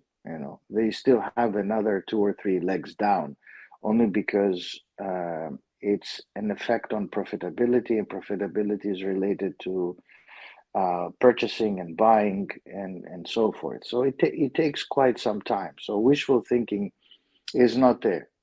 Having said that, I'm not a believer that there is a doomsday scenario and everything is going to collapse. I mean, that's also a bit of nonsense. Humans tend to listen to doomsdayers with more attention than the optimists. And we know this from behavioral economics and behavioral science. But eventually, things recover, but they take time. So I think the watch market, not that it's, totally collapsing, because remember, there are two sides to the watch market. One is the gray market, which is collapsing. There is not 20%. I mean, some of these watch prices have gone down 50, 60%. If you look at Vacheron and Audemars, they have gone down big time. So all of these speculators now are sitting tight, watching their inventory and their collection going down. As we said before, look, Rolex, I'll take that as a litmus test. When you walk to your AD and you're offered a gold Rolex at a discount, that's when things are really bad. We're not yet there. It will happen, right? We've seen it before. It will revert back to that, and then things will creep up a little bit higher. But interest rates is the main thing, and interest rates are not going to go down anytime soon, guys. It will take 5 to 8 years for interest rates to really begin to decline. We're still on the way up, and when we go on the Professor, way up, I want to interrupt you with two things. One, to your earlier point that we were just speaking common sense, as Voltaire once said, common sense is not so common after all. So I'm glad we are injecting some of it into Watch YouTube, and thank you for that. And Corrado has a very specific question. I think you will be able to answer this a little better than I can. In the history of major brands, have they ever reduced their retail pricing significantly? We're not talking based on currency conversion rates, clearly. Retail has never been reduced, no. But the authorized dealer traditionally has a cushion, because authorized dealers make anything between 40 to 60%, right? Between 40 to 60. If you're a bad authorized dealer, you'll probably make 40. And if you're an excellent top tier, you make between 50 to 60, right? So they have a cushion, so they can reduce.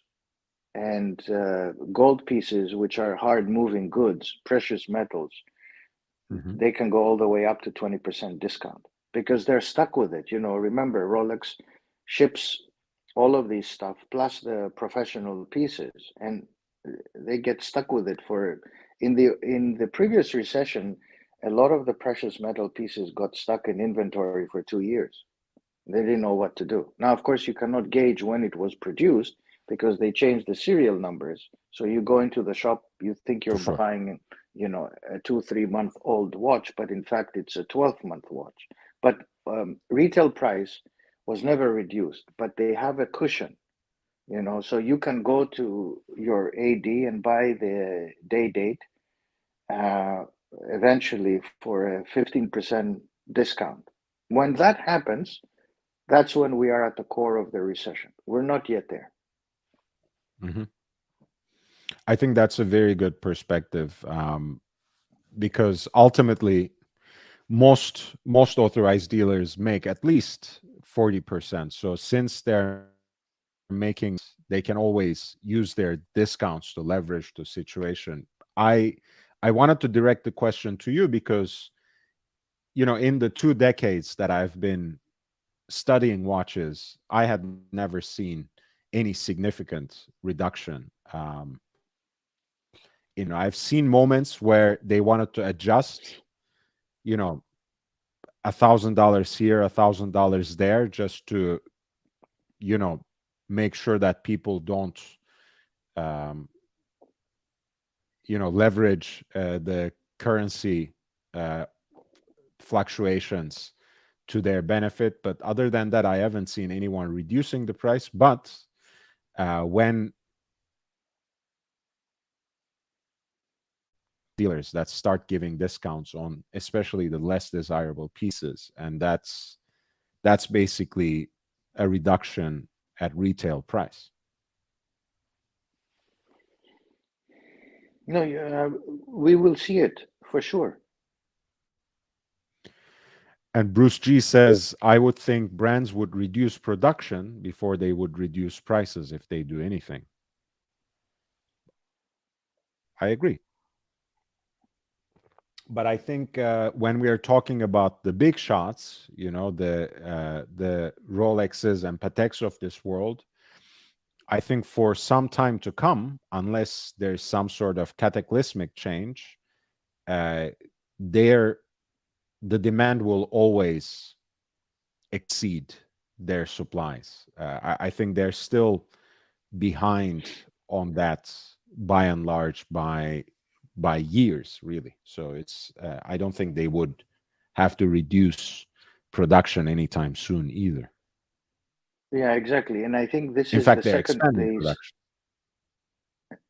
yeah, and this is the second thing that I wanted to mention, which is that the gray market is one way to look at the watch market. The other way is to look at the authorized dealer track, which is, what's happening to that. Of course, the two are related because one impacts the other.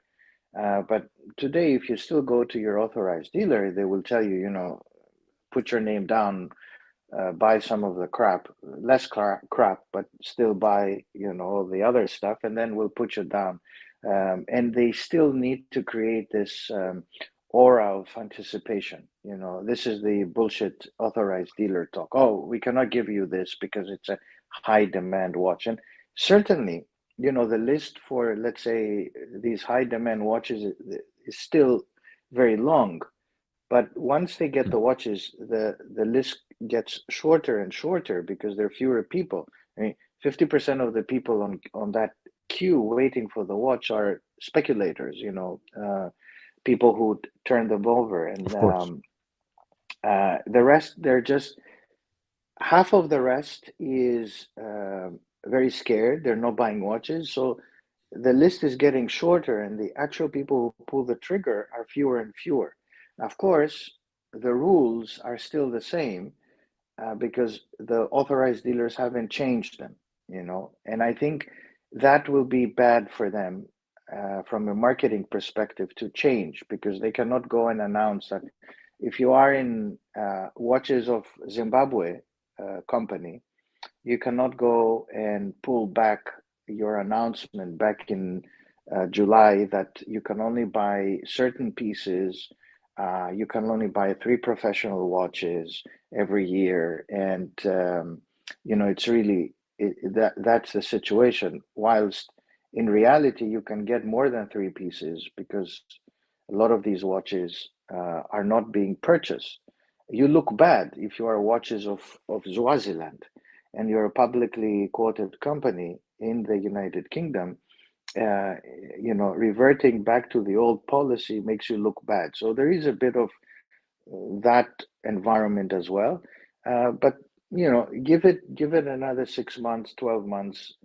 Those authorized dealer lists will look different again, and they're not easily passing on these watches. Now you might say, but hey, Professor, I go to my AD and he gives me crap. He says buy the Air King instead of whatever you want, the Pepsi or whatever, Batman or Superman, and there is a lot of that, but that's kind of keeping up with appearances with authorized dealers, right? Because it's very important to keep up with the way they present themselves. They don't want to show that the market is, falling apart, right? It's not yet falling apart, but there is a huge transition happening whilst we're thinking about this, because people are not buying them. Waiting lists for the Superman series watches or the Costa Coffee watches. I call them. You guys call them Starbucks and all that, and Kermit and Mickey Mouse and all of that. It's not what people make it be. The They have irony changed greatly. the irony is, Professor, the irony is actually Bulgari, the last time they re-released Gerard Janta's Mickey Mouse watches, they sold out like before they even hit the actual bouton. It's funny that you would bring up that name, because literally Mickey Mouse actually is much hotter than Pepsi or Starbucks or whatever else, because at least they're still accessible at some level. You can realistically get them, whereas Bulgari, which owns the rights to the Janta brand, as you know, since 2000, you can't get a Mickey Mouse watch anymore, I don't think, unless you're a very Yeah, special but Bulgari. they don't produce a lot of them, so naturally there is a lot of demand for them, and they're beautiful pieces. I would say they're beautiful I pieces. honestly, I think, No? people, when it comes to some of these brands like Cartier, like Bulgari, I think it's taking time, but finally, especially with Cartier, things seem to have finally stuck, and people start appreciating their horological creations in a different way, and it starts reflecting on their entire back catalog as well, right? The vintage Cartier market has been rising immensely since they have turned things around late 90s, 98 to 2008, with the Cartier Collection Privée Cartier Paris series, um, and Bulgari.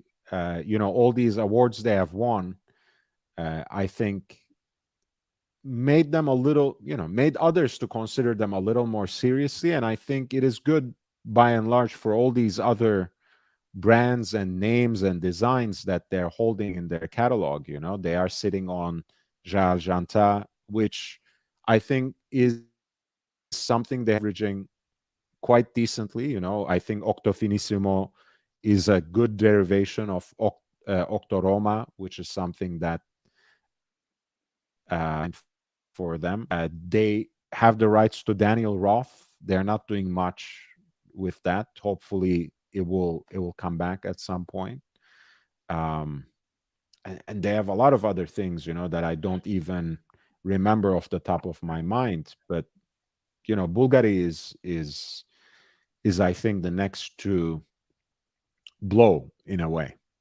They still need, I think, a watch that will hit the mainstream more than simply the Grand Prix circuit. Um, but that's gonna come sooner than later. Ozzy is saying hi from the chat. Hey, jump on, and anyone else too, of course. Here's the link again. You could find it. Um,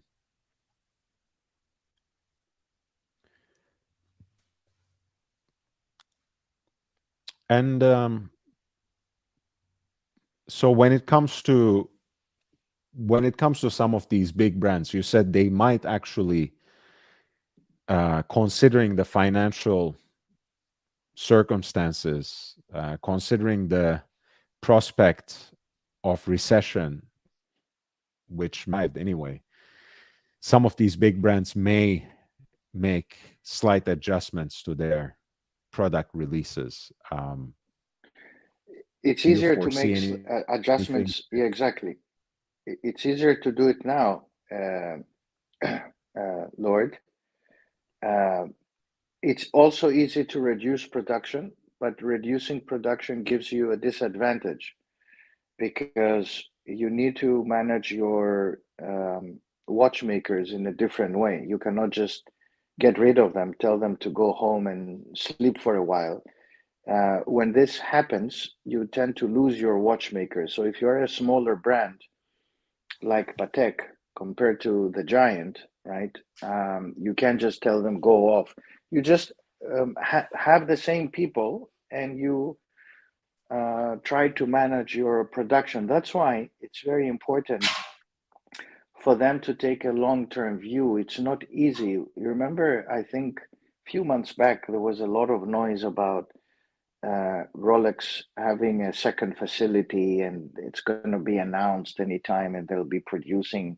Though some people were nonsense talking about this new facility and there will be new supply and all that horse BS that they were pontificating.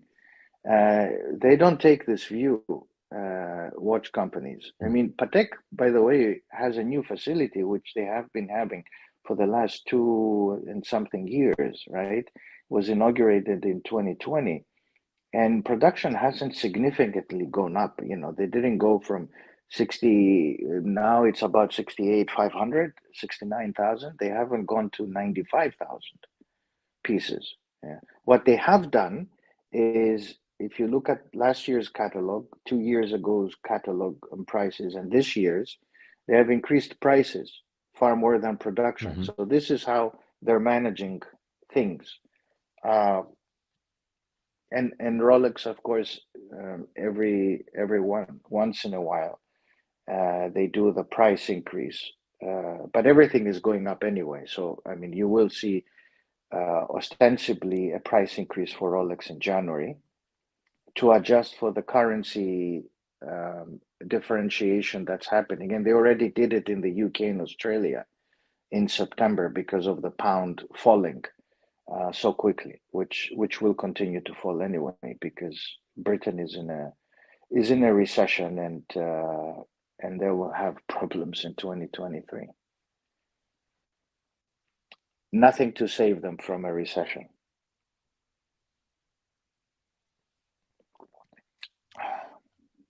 We were looking a little bit at the incoming results from Antiquorum and kind of highlighting a few things that I had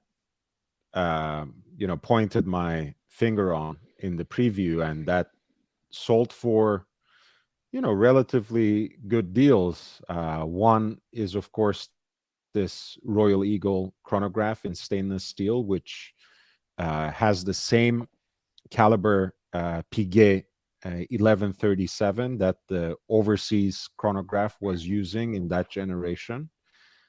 Great piece by Vacheron Constantin, especially if you are into that 1920s come 1990s Frank Muller aesthetic. It's a great piece, and that sold for 6K. Again, for the kind of watch that it is, they had started selling for 10K and above. I think it was always a good deal, but it's coming back to reality. This was lot 169. One of the things that I appreciate about Vacheron Constantin, among other members of this loose grouping, so-called Holy Trinity, they have great diversity in their products, right? Especially once you start flipping back the pages in that archive. There are so many great designs and dress watches, sports watches, métier d'art kind of artful decorations of dials with enamel, with cloisonné, different, differently sculpted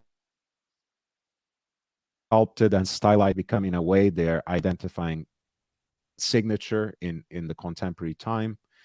I appreciate the kind of diversity that Vacheron Constantin has, from like classic ultra thin dress watches all the way to very complicated pieces, and again through all these design oriented uh, horological works of art. Really, it's a brand that I respect immensely.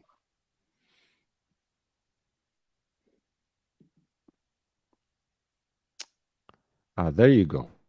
An Audemars Piguet perpetual calendar sold for 11,000. That's not a bad deal, is it, Professor? No. Beautiful. I want to get one day. I want to get the Calatrava. I always liked that one, but they discontinued it. These guys at Patek. I mean, Which reference? Patek is like spaghetti bolognese, you know. They come up with any Which spaghetti. reference? It's the one with the Calatrava with the crown protector. That was the most beautiful watch. That now they have it exposed. It's like a woman wearing a bikini. If you don't have the body, you cannot wear a bikini. Of course, you go to my country and you see half of the women wearing a bikini, and they look like, you know, monsters with dinosaur clothes.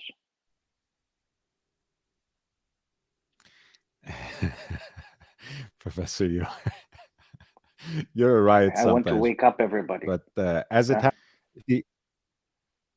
5127 is Calatrava reference as well, and I particularly love it in white gold, because it has this you know, all the elements, all the makings of the classic design, but a little bit of a sporty touch, you know, not too much, because this is a Calatrava after all, but it's much more dynamic than the average reference. I really love it. 5127G, I think, is one of the ideal instantiations of the Calatrava for me.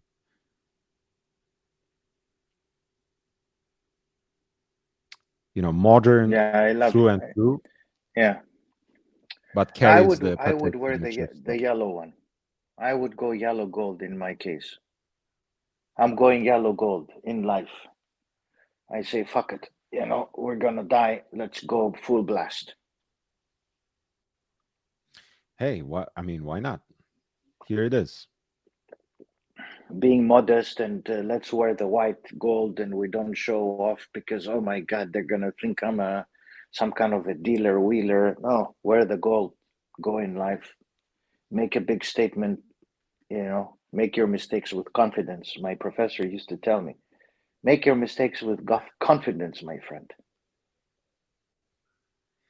And again, this is, by the way, speaking of the market, these ones in whatever metal, they had started selling 25K and up, and they have dipped under 20K again. So they will come down further for sure, but still, this is again a good sign of the prices, quote unquote, correcting, as our gray market profiteer counterparts like mentioning.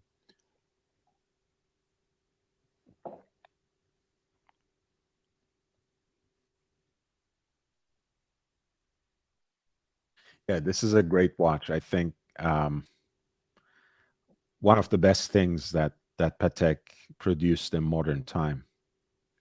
I mean, of course, who wouldn't want that? Yeah. Go ahead. Yeah. This is the one. You know, I used to look at this.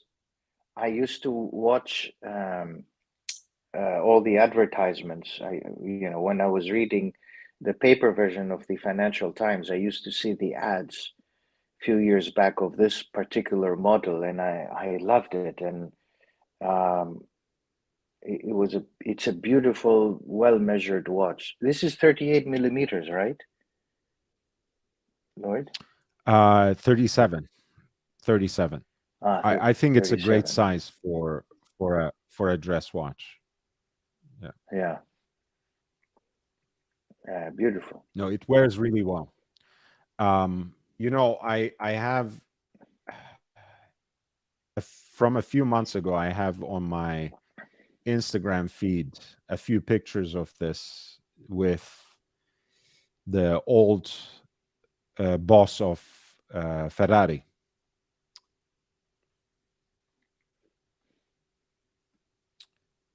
Montezemolo. Let's see how it looks on the wrist. Almost there. Oh man, I can't wait to move. Hopefully my connection will be a little better there as well. No, my connection sucked when I was in the region, in the Middle East. Region. In the region.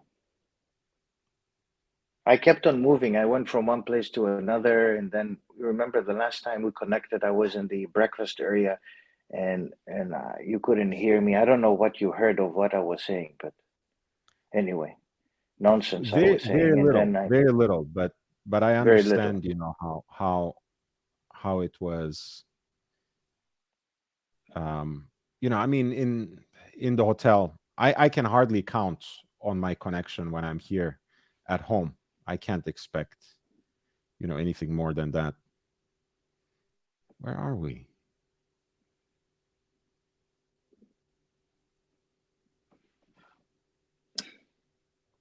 There we are. Okay. All right. He's Oh, wearing the 5127G right here. oh, nice.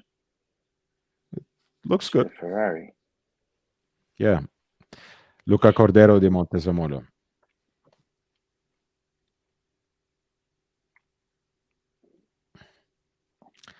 Yeah.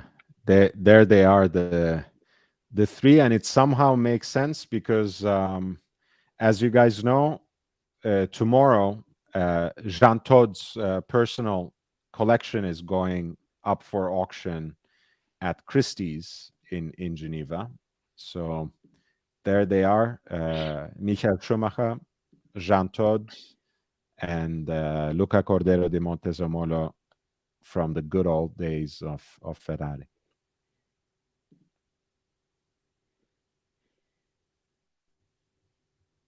And that's a nice color, the red, isn't it? Yeah. No, the Ferrari red is it's a nice color. Another Calatrava reference that I really like, which is the first Calatrava with a self-winding caliber, 25-26. I know it lacks the crown guards, but it has this beautiful enamel dial. In this case, it's double signed by that famous jeweler from Caracas, Serpico Elaino. And this looks gorgeous in yellow gold too. This will be, of course, about 2 millimeters smaller in diameter, but I think still a beautiful dimension for a dress watch. And I remember some of the famous there's actually struck a little deal with Voutilainen's case maker, where they had an exhibition case back installed on these, since that was a movement too beautiful to hide under the hood, so to speak. You see that gorgeous rotor in full 18 karat. So they basically had customized exhibition case back installed on these, of course keeping the original one. I think that's a gorgeous movement. And just goes to show how much, care was going into these, even in those times where exhibition casebacks weren't all the rage. Watchmakers were still toiling over their movements, the way they assembled them and finished them and put them together, even if it were just another watchmaker who was gonna see them, not the end customer at all. But yeah, that's a 25, 26. This is Gary Getz's personal example. Black dial, which makes it, I'm sure, a lot more rare. And with Gobbi Milano signature, another storied jeweler and Patek dealer from Italy.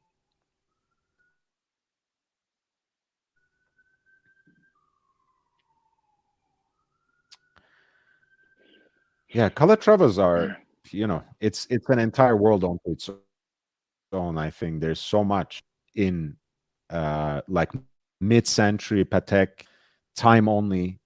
You can build an entire collection just out of Calatravas, and I don't think you would be lacking in anything. Honestly, I think that would be a respectable collection in its own right.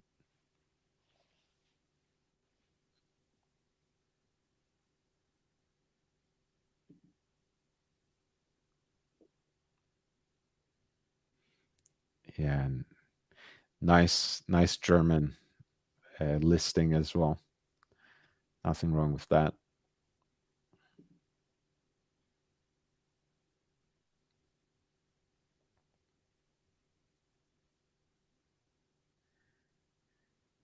Yeah, so if you get a gold watch, it won't be a day date, huh? Professor, that's a disaster. I thought you were a Rolex loyalist. Oh, no, no, no. You're putting another question on the table. Well, it's no. I prefer, I'm sorry, if I had the money and the disposition, I would buy the day date, hands down. Of course. For me, it's the epitome of I want to see the yellow gold. I want to see my watch. I want to see the real deal. So you have to have the full bracelet and everything. It can't be just something on a leather band, huh? No, no, no. I want to go full on the gold. Either the day date or, as you guys said, the sub for sure, or the platinum. Oh, If I'm that crazy, but no, I will never have this kind of money to purchase a 70,000 platinum watch. I have to be completely nuts. speaking of great deals, this is lot 172 from the Antiquarium auction, the first part of which was held yesterday. Master Control perpetual calendar, moon phase at 6 o'clock, 2-digit day year display right there with the months, and it was a no reserve auction, sold for 6K. Again, great 6K? value for, yeah, Wow. JLC. Professor, you again, Wow. if you're a JLC collector, you can build an entire fleet for what you would pay for a single watch with any of those other major brands. We have been just looking through a Futurematic that sold for 2,000, 14K yellow gold, beautiful black dial, completely unmolested, unabused, almost pristine. 2000. We were looking at a late 60s diver with cushion shaped case, master mariner, full set, with down to the customs invoice. And that sold for 5,500. Here's a perpetual calendar, 6,000. let's add it up. 13 and a half, put the premiums on it, 15, 16,000. You have an entire three-piece collection. Let's say 17 and a half. Three-piece vintage and neo-vintage Jaeger-LeCoultre collection, from perpetual calendar to the diver to the simple dress watch. And yeah, there were listings that we went through that went for more money than that.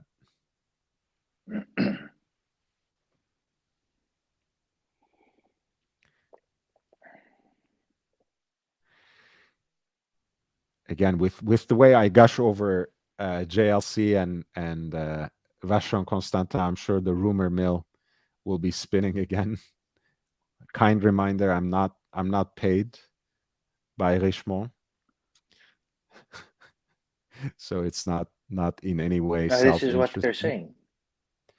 Yeah, I've heard this, but no, I'm not paid in any way by anyone in the industry or anyone in the secondary markets. All my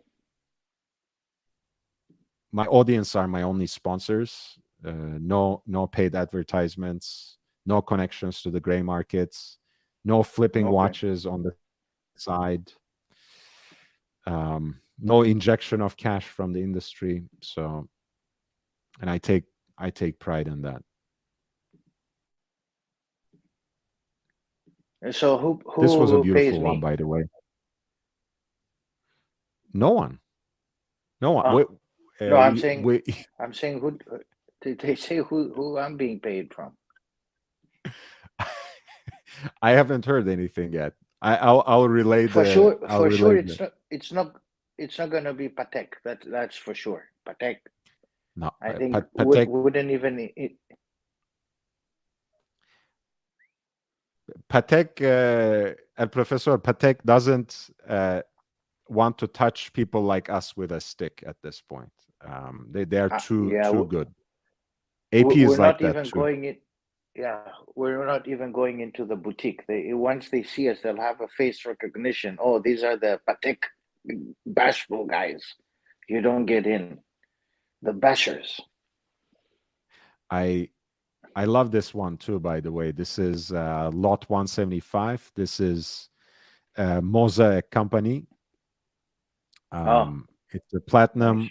Monarch, 41 millimeters. So it's, for my taste, it's a little large for a dress watch, but again, very contemporary piece that carries all the classical makings of a dress watch in platinum, in the official pronunciation of this channel. Hand wound caliber with a 7-day power reserve. What an absolute beauty. Simple 3-cylinder from around 2006. This is one of my pet peeves, but you can live with it. Platinum watch with a white gold buckle. It's okay. Comes with its original box, blank warranty card, and sold for 11,000. Again, great brand, great watch, a whole week of power reserve at full charge. Platinum, can't get much better than that. And that sold for 11K as well. Just to point out again, the auctions are actually for everyone. They do contain a great diversity of watches at every price point, from 1,000 to 10,000. And yes, there are watches that sell for 100,000 and even $1 million or more. But there's so much that falls through cracks when it comes to these big auctions, especially when you have 3-4 major auctions falling onto the same weekend. There's always stuff that falls through the cracks. And just keep your eyes peeled. Stay tuned into this channel, and I will always point you towards these sorts of relative bargains and good value propositions.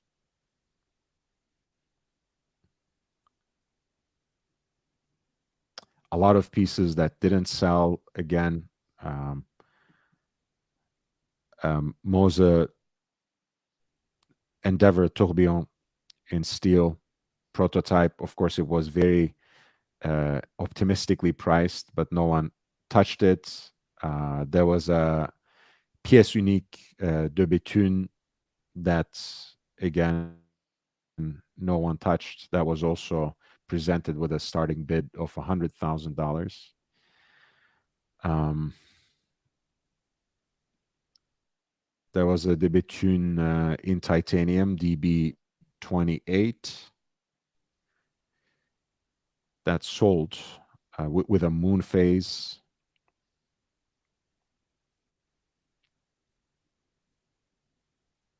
Power reserve on the back. A beautiful watch that actually cracked the reserve and sold for $105,000.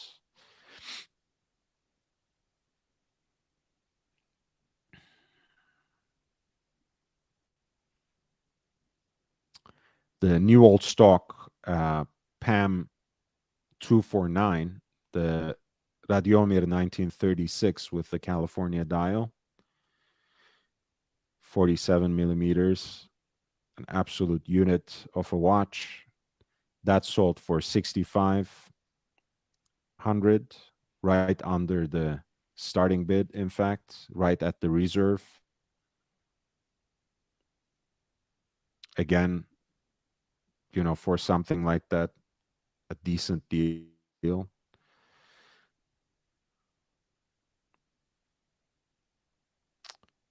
And we have a few more interesting pieces here that I want to highlight. There was another Royal Eagle that sold for $5,600. This has the painted on numerals rather than the applied in steel again.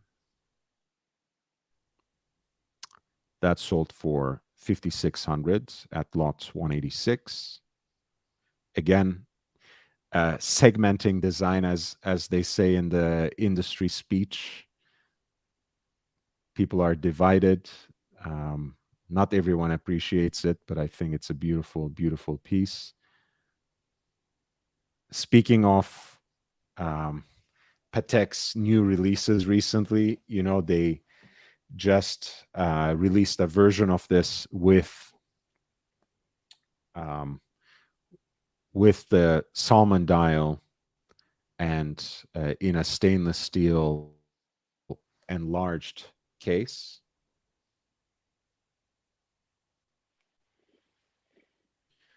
This is, of course, the World Time flyback chronograph.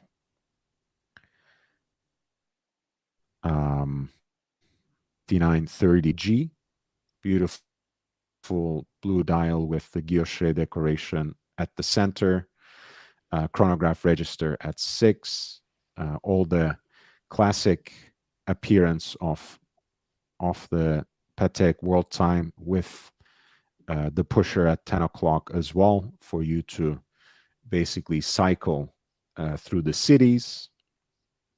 And of course, the chronograph pushers at the 3 o'clock flank of the case. 5935 was just released a few weeks ago. 5935A. I'm not even sure what the list price on it is, but let me double check. That they're hoping to sell at 64,000 US dollars plus tax. This white gold version, which is much more elegant at 39 millimeters, if you ask me, but I know everyone has a different take on this, sold for 40,000.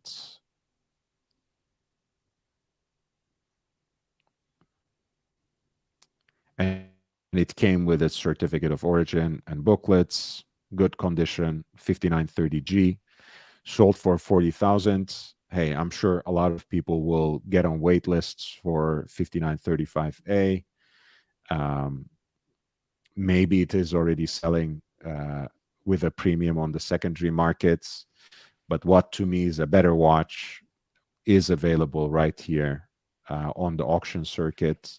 And people usually run away from the auction circuit thinking that things go for exorbitant amounts of money.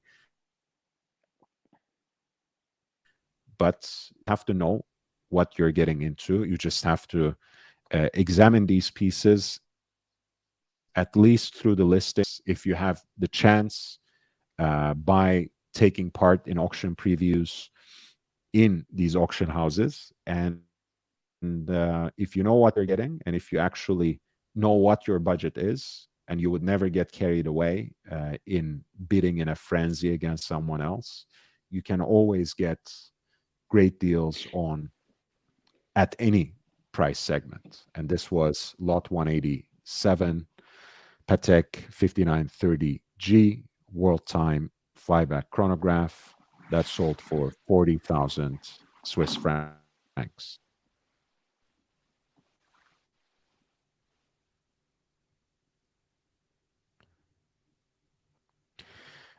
Corrado asks, forgive the naive question. How does a lot sell below the starting bid? What do you say, Professor? I don't know.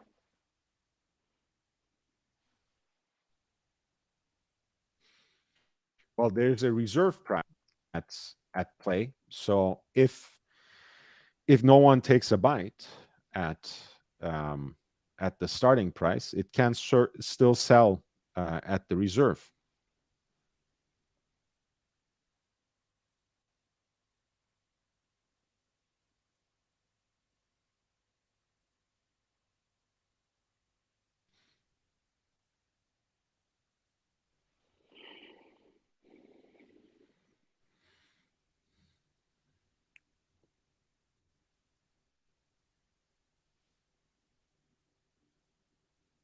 So basically, when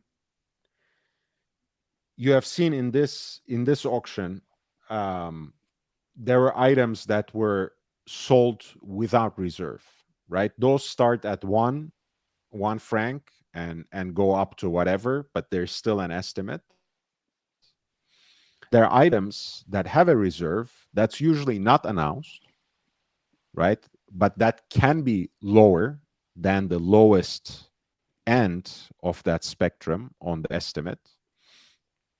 So if there's any bid at all, even below the so-called starting bid, and if that actually cracks the reserve, the item can still be sold.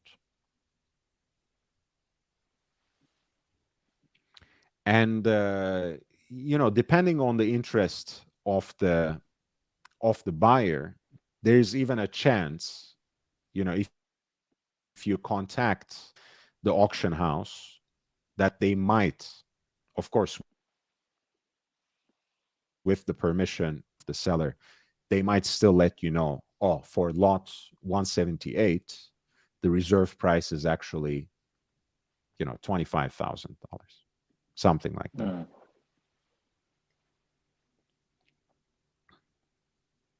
So ultimately, the opening bid or so-called starting bid is actually a mere suggestion, right? No one would try to insult everyone in the room, of course, by trying to bid $1 to something that is estimated to sell for $5,000 to $9,000, let's say.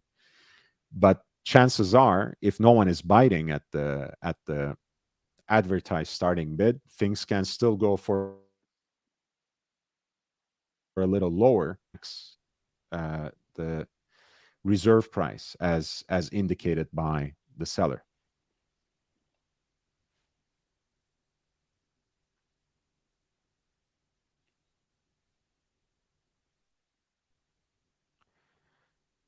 Hey, Mookie. Nice to see you, man. In this auction, Mookie, the ones that did not sell are listed as passed, and then there are a number of of lots that we have discussed since the beginning of this broadcast that were sold for less, but not significantly less, usually just a little less than the starting bid, which means that the reserve price was actually lower than the suggested starting bid. Another interesting one, because this was an extremely popular watch, 60/1A, the Patek Philippe annual calendar flyback chronograph in steel on matching beads of rice bracelets. This was an absolute, one of the most desirable pieces at a certain point in time. It sold for 36,000, whereas the lowest estimate was 40,000. Again, I think,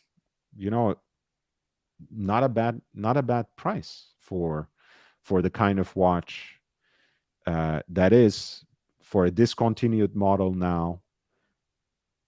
And I think ultimately this is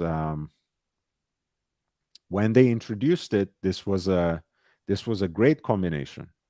You get the annual calendar, which is a proprietary complication by Patek, not exclusive by any means at this point in time, but it is something they introduced into serial production. You get a very sporty looking watch in stainless steel, an automatic chronograph as well, which at the time of introduction was, I think, a first for Patek. And a great combination. It's like, in a way, the kind of revolution that 5718 produced in 1941 in sticking into that small case both a perpetual calendar and a column wheel chronograph. And in this case, you had in the 21st century a great combination in stainless steel case from Patek of a flyback chronograph and an annual calendar in a very attractive dial design and on a full bracelet. And if this is any sign, you might find some good deals on 5960 in stainless steel in the coming months. Lot 188 sold for 36,000. Patek Philippe annual calendar flyback chronograph in stainless steel on a matching bracelet.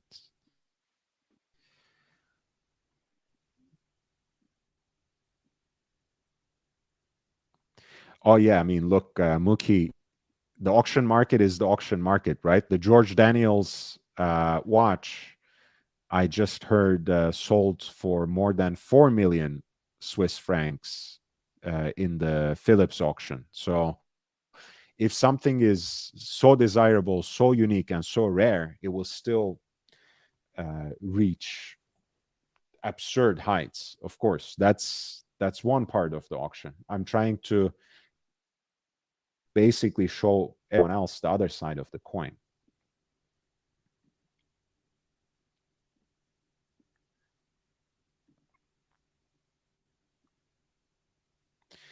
This is very interesting, Professor.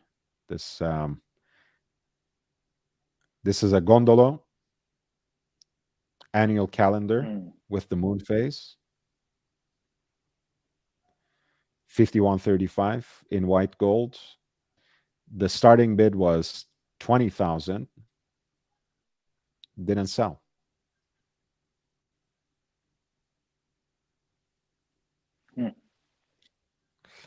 Again, I understand, the shape of everyone, but when the hype was real, any Patek would basically sell for whatever they listed it for, whatever was the estimate. It's this is no longer the case, and I think that's a great sign for for the enthusiasts, for the collectors who have been looking for deals. Again, white gold's classic annual calendar, the reference in many ways, 5035G, starting bid 20,000. It was passed on, didn't sell.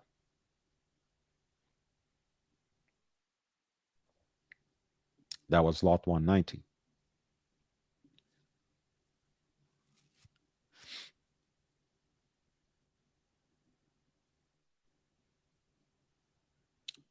Another great example of how the hype is not immortal.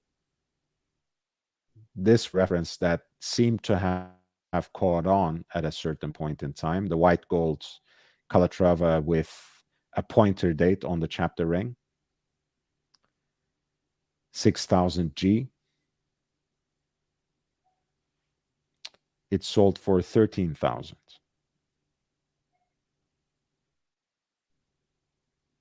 Which lot is this? Lot 191.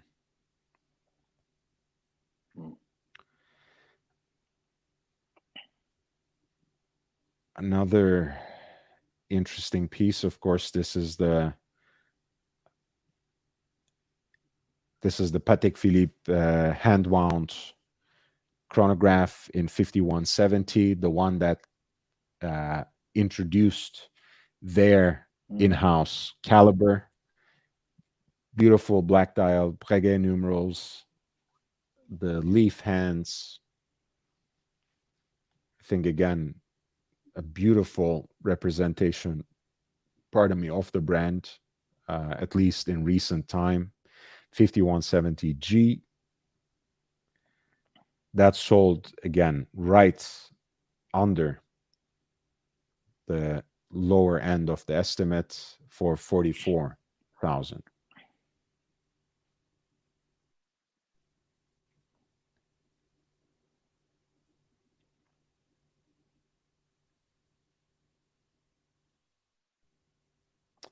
It's it's again, look, I mean, these aquanauts in ways that was incomprehensible to me, because I find them before the 5167, where they finally gave it this coherent look by finding a way to make those rubber bands sit flush to the case, and kind of gave it an extra bit of polish in terms of the dial design. I had found them quite insufferable.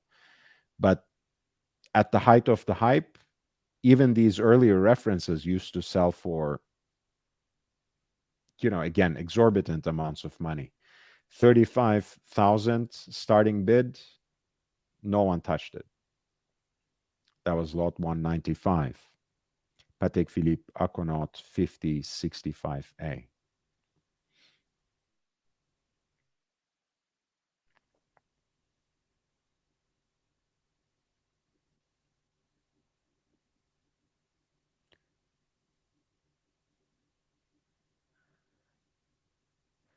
$39.40, and I know the 3900 series, which are smaller sized, are not always preferred by collectors. This is the white gold version. I think, again, it's one of the most elegant iterations of Patek Philippe's essence, most limpid distillations, let's say, of that essence. 3940 or 3970, an absolute grail for many. This is the perpetual calendar 3940 with the moon phase rendered in 18 karat white golds. The estimate was 30 to 50,000, right at the middle, 42,000. Comes with its certificate of origin and the original box.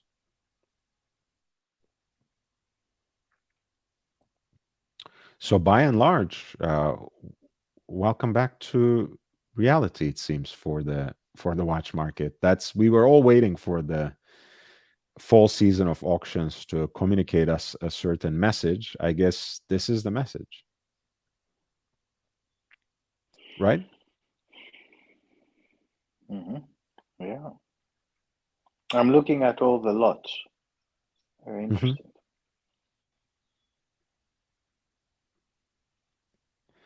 5712s had appreciated so much in value. And again, I'm not saying this is necessarily a bargain, and it's still sold higher than the starting bid, right? But 60,000. Yeah, but these were selling brand new Lord for something like 160 and 140. Ridiculous. Yeah, that's what I'm trying to say. So we are back to reality, as it should be, and it will continue to come down for sure. Yeah. Yeah. But let me know, Professor, if you want me to highlight any of the lots, that I passed on, that I didn't discuss, that you want I'm me to looking talk at more all of about, them that very you want quickly. to Yeah. talk about. Yeah. Very This is nice. great. Again, that's that tortue kind of case, the turtle-shaped case with Breguet numerals, beautiful, Italian dial as well on the perpetual calendar. Breguet hands to match the numbers as well. Moon phase at 6 o'clock.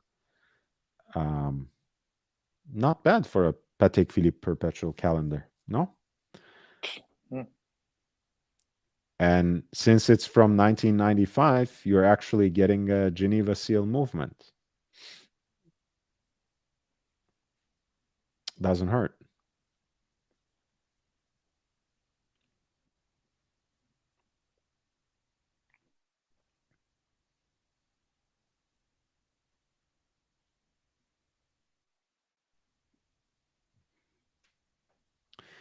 Yes, JB, we were just discussing the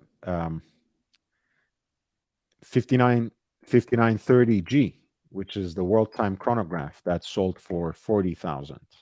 But if you're looking for any other references, we can certainly cycle back to them as well.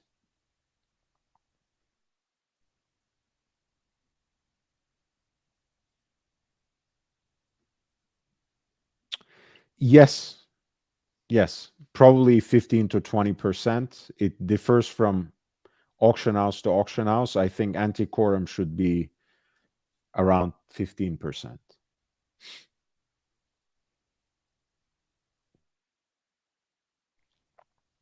But the 15% from 60,000 doesn't make 100,000, right? So we're still, we're still seeing how much the market is coming back to reality with the results of these prices. Another beautiful gondolo in platinum, 5,100.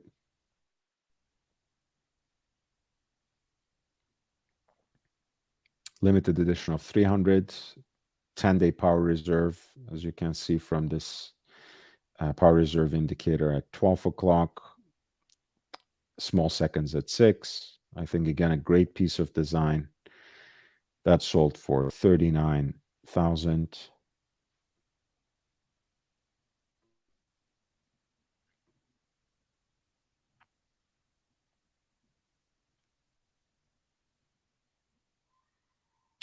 Of course, Bruce, by the way, just to keep things in perspective as well, this auction house is obviously in Switzerland, right? So you are also expected to take care of the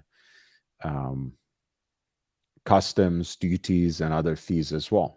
But a lot of the watches sold for such unusually low prices, especially some of the value propositions and relative deals that I have identified, you would still um, have gotten a much better deal than what you would have gotten on the gray market sellers and on even some of the vintage dealers here in the US. So it is something that you need to be careful about, right? That's why I think, as with anything, if I'm going to a watch dealer to actually buy a watch, I always go with cash, the absolute maximum amount of cash that I would be willing to spend. I don't have $1 more. I might strike a deal for less, but that's my budget. And same thing with the auction. You know, you register to bid. If your budget is 15,000, you make sure as a rule that you won't bid a penny higher than 10,000 in total. If you're focusing on one watch, that makes the calculation much easier. So you go in having studied the catalog, having participated in the previews if you could. If you couldn't, having watched the preview on Young Brando Watches and Style channel, as should be mandatory at this point. And then you basically make your bids on within that budget, right? That figures in the premium, that figures in the potential fees that the item might incur at the customs. Did you come across something interesting, Professor, in the first 200 lots that I haven't discussed? I've gone to lot 400. Oh, okay. We can look ahead as well. These are the Yeah, watches that will now go on few hours in course for the Saturday session. 400. My God, What is there are that? a lot of watches. A lot of watches, a lot of watches, and some of them are great prices. I mean, wow. Mm-hmm. I'm looking at steel submariners, uh, very well priced. You know, between 6 to 10. What's the number? Lot number. I mean, for instance, I'm looking at 436, lot number 436. Let's do that. Perfect condition. You know, 6 to 10,000 bucks. Oh, that's a great transitional. Yeah, that's a great transitional reference. 16800. 16800, I should say. 1987. Wonderfully patinated. Look at that cream shade that the tritium took. Yeah, on there. it's a beautiful. This watch, my God, if you can buy it for 7,000 bucks, get it. Yeah, again, figuring in, the premium and everything else, if it of 6K, that's still a banging deal. This was one of the watches that I identified in the preview. I'm sure. Oh, you did? Okay. I'm sure it will be interesting to. Yeah, it will be interesting to see in tomorrow night's broadcast what the realized price would be. But this was one of the potential deals that I had indicated in the preview. I see the hands are a little bit gathering some rust or dust, but it's okay. It's okay. That can be addressed. Yeah. Honestly, And I I'm would leave sure it a lot of untouched, people. but I can see that. Yeah, I would leave it untouched. I mean, either that or if you were really meticulous, you can still do it, but it's fine.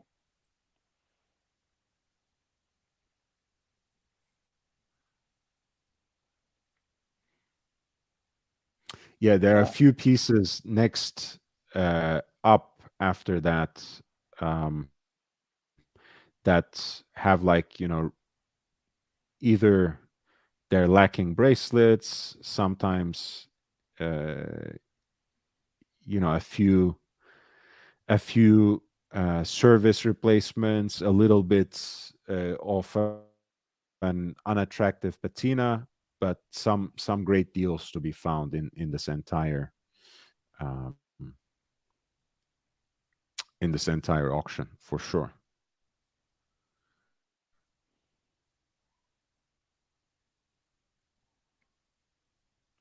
Yeah, I wouldn't touch the Audemars yet. These things will go down. These things will For go sure. down still. I mean, And I look at mean, this, right Lord. before you, Lot 454. A lady's watch, 18 karat gold, 3 to 5,000. yes, I this is the lady president. mean, go get that. If somebody has a wife, go and get that. Forget this new shit. Go and get that. That's gold. Wow, this is a great deal. Again, a lot of these things, even when you figure the premium, the the taxes and fees and whatever else, it's honestly, I would much rather deal with Antiquorum than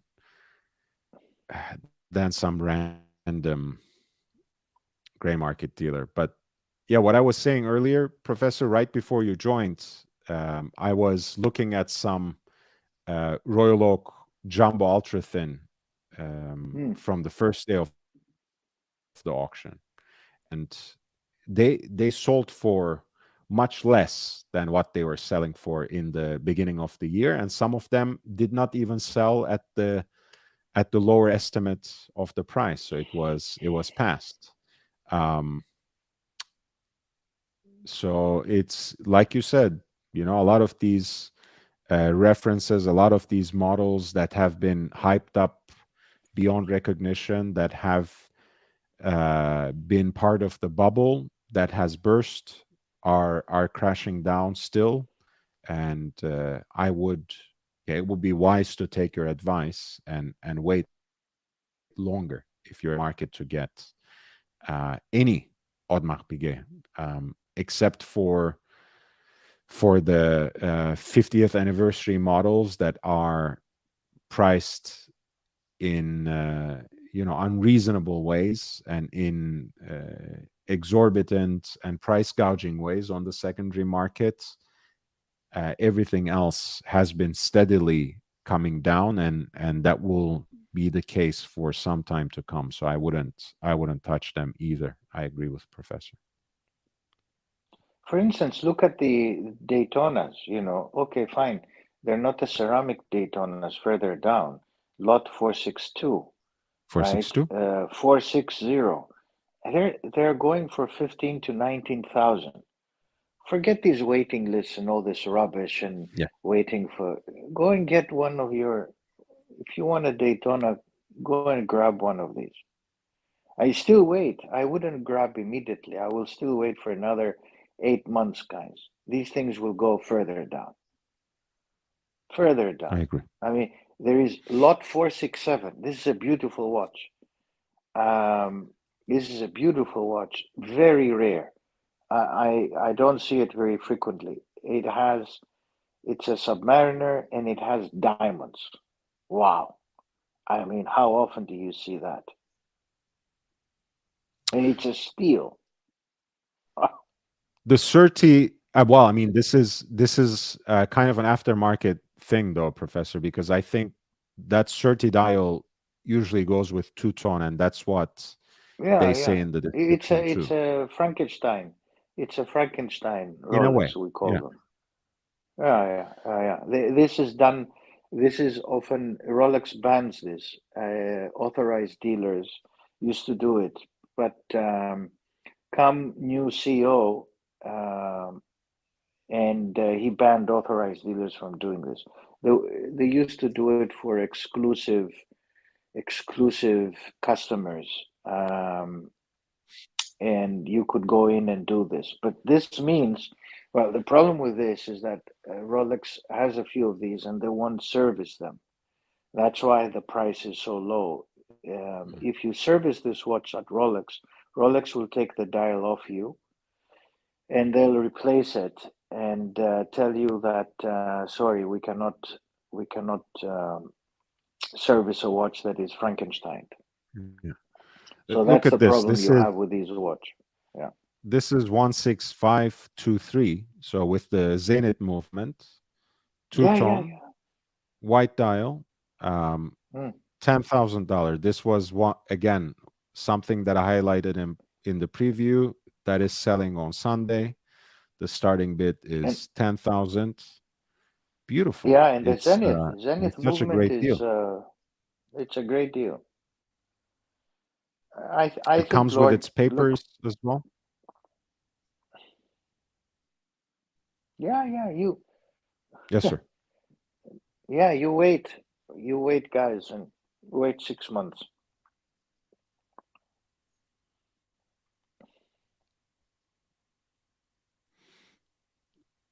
Yeah, and ultimately that's what we are learning from the auction results and even listings that are coming in with the fall season. Don't get caught up with how they will hype up some of the extremely rare and ultra desirable pieces that have come up for auction at Philips. That's not the market as such. I know a lot of people will focus on that and try to lose sight of how, by and large, everything continues to dip, and some models and some brands have literally crashed down up to 50%, sometimes even more. Um, keep your eyes open. Don't deal with a lot of these swindlers on the gray market. Um, remain patient for deals. If you have been looking for certain watches and you had set your mind on a particular thing and you have your budget ready for it already, this can be a good time to strike a deal. But I think there will be more watches and better deals already by the first quarter of next year. So I would personally try to wait if it is nothing urgent. Hey, Lord, lot Yes, sir. 460. Are they selling a dial and a white dial and a black dialed Daytona? The two go together? Yes, sir. There's actually two or three listings like that. We went through these again on that earlier broadcast. They were Oh selling a my black God. one with an extra white dial, and they have a white one with an extra black dial. And Antiquorum, uh, by the way, always has in their watch auctions, they always have at least a few dozen lots where they have some interesting Rolex parts. So it's a This good one, place this one is actually a to. bargain. This one is a Yes, bargain with yes, an extra of dial. course. My God. Yeah, where it's on the black dial for 2023. Come 2024, you can change it to the white dial. You can't take it to Rolex to do that anymore. But hey, we should all. If you have a barber, if you have, if you have a cobbler, if you have an alterations tailor, you should have a watchmaker as well. Support local business, guys. There are watchmakers who can take care of these kinds of No, the things dial, for you, and yes, usually I, not for much you're money right. either. I think it's important. The tricky thing is the dial has to be changed correctly, Of and it has course. to be a good person, a good watchmaker, because it Of course. requires precision. But this is a bargain. You get wide dial. The wide dial used to sell just the dial itself for $2,000-$3,000. What a bargain! And this is 460, and very telling. then I think either a few either a few listings up or a few listings down, you had a white dial with an extra. Um, I'll find it. But in either case, they usually sell a lot of parts as well. So antiquarium auctions are always a great place to look for I like them more sometimes than the even others, rare by the way. Yeah. Rolex parts. What was that, Professor? Yeah, I like them a lot. I mean, look at this. This is a bargain watch, 454 lot. Uh, if my wife didn't hate watches, uh, well, she hates. I'll tell you the story. There is a story behind it. I would have bought it for her. I'm very happy to pay 4,000 for a gold watch, even if it's 26 millimeters diameter. I would gladly pay this. But we went through a period, a phase of buying some watches, and I bought her when we first got engaged. I bought her a Rolex, diamonds on the dial and the bezel or bezel, and it was a two-tone. Was a two-tone, and Uh-huh. then I got her when we got married, platinum Platinum. ladies watch with diamonds, and they got stolen together with our Oh. her wedding ring, the diamond red wedding ring. I got it for her from South Africa when I was there. Very nice. Mm. It was like uh, two. It was three. The wedding ring was three-piece diamond. Each diamond was about two something carats, so very very expensive. Um, and all of them together with another diamond set got stolen. Oh, I'm And so sorry. my yeah, and my wife said, I don't want anything again. And she doesn't wear any jewelry or watch, so it's okay.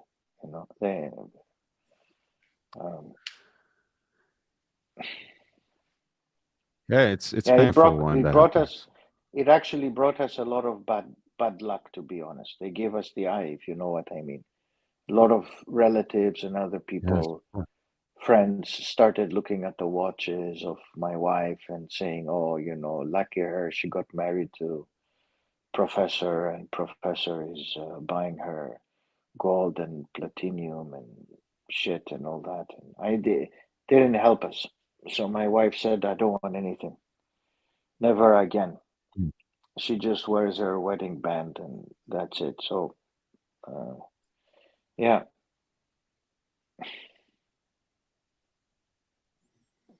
Well, whatever makes her happy, but yeah, I always get sad when I hear these things, when it sours people on their relationship with an entire genre, with a certain kind of accessory, which should ideally add to your life and not take something away. So that's really sad. it's funny that the second piece I got, the watch, was mainly because the first piece when I bought it, she had an allergy, and she said, "Oh, beautiful watch, but it makes my skin develop this allergy." So I said, "Oh, okay."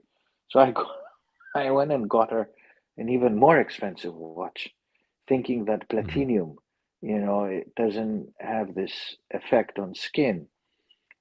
Beautiful watch. I actually wanted to wear it myself, and I thought at some point that I'll borrow it. It was a big watch. It was because my wife's wrists are quite unusually thick because she's a concert pianist, or was a concert pianist, or Oh, still nice. is a concert pianist. So yeah, yeah. And so concert pianists have long fingers, trained, and they have big wrists because of the effort that they make. Anyway, that's what I was told. And so I got her the 36 millimeter platinum with Mhm. it was a special dial and all of that. And life is life, and um, thank God they didn't shoot them or kill them. But Of they course. went into the house, and they uh, did we have kids at that point? Yeah, we did have. When they got into the house, we had kids. So I don't know if this happens and if I was there, what would have happened? Would I have done anything or given them the stuff? But it does create a lot of bad memories and feelings and all of that. And so, anyway. Since then, my wife said I don't want any jewelry. It gives me bad luck, and it makes people feel um, jealous. Jealousy, guys, is a big thing. Um, you might say, but hey, man, why you want to wear a gold date? Well, because fuck it, I've seen everything in my life. I mean, the only thing I haven't seen yet is death. So I'll wear it. I'll wear the damn thing and be proud of it. Blue, black, green, whatever. Mm. I'll wear it and go around and flash it. And if they want to have a piece of me, I'll take out my gun and shoot them. I don't have a problem. Um, but Well, I wouldn't go so far, but just as a matter of speech, of a figure of speech. Of course, the a professor, figure of speech, yeah, yeah. as the distinguished Well, gentleman he is, he wouldn't do yeah, anything like that. I don't have a problem. I usually don't flash my watch. I put it inside my shirt, and not a lot of people even know what watch I have, if I wear a watch, what I do. I'm careful about these things because people in general, guys, are very jealous, especially in hard times. People become more jealous, and if you're young Mm. and successful, I'm not, young, that young, but when I was younger and probably more flashy in my life, people started getting very jealous. Where did he get the car? Where did he get the watch? Where did he get that? And they start painting pictures in their minds and creating stories and all of that. Depending on your social circle, people come up with ideas and they start giving you the bad vibe, the negative look, and all of that. So, anyway, it is a It's phase vicious. in life It's which vicious out there. people go It's through. vicious out there. It's vicious out there. It's a It is, strange it world. is, it is. There are no very few true people out there, genuine, wanting you to do well in life. We're all made different in life. We cannot be the same. But I'm always very proud of my friends when they're wealthy and they make a lot of money. I'm very happy to be with them because it makes me feel good that I know them. Whereas, some very often people are not like this. You buy a new car, your neighbor goes and says, "Ah, hell with that." Bad guy. I'm jealous. That's not something. But anyway, it is what it is. So, no watch for my wife.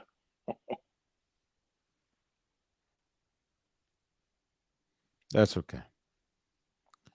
Yeah, it's it's sad, but what can you do? It's at the end of the day again.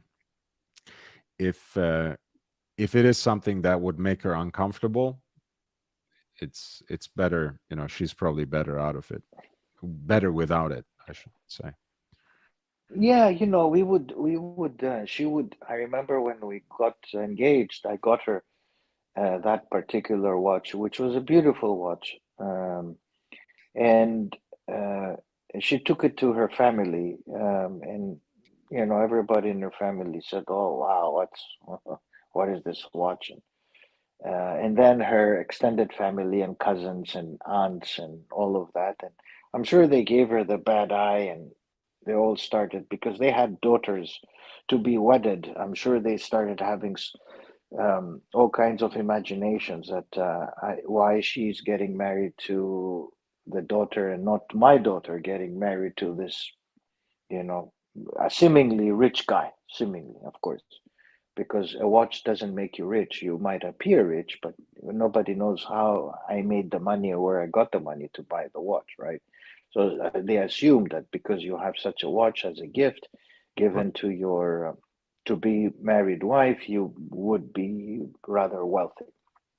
So, but that in itself, but you have to go through the experience. It's no good for me to tell you all of that.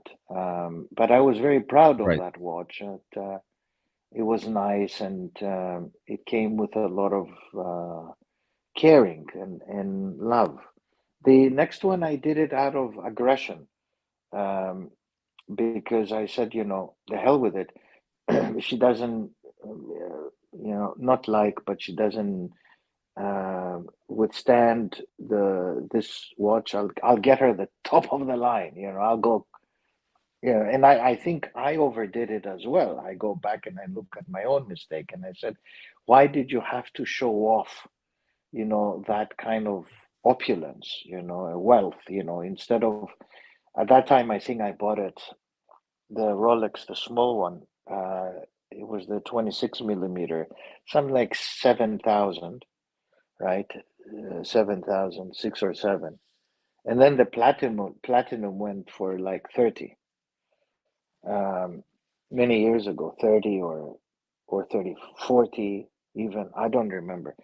And now I look back and I say, why did I have to display this kind of, bravado? Hey, look at me, I have a big penis type of thing. And in the end, it didn't change my relationship to my wife.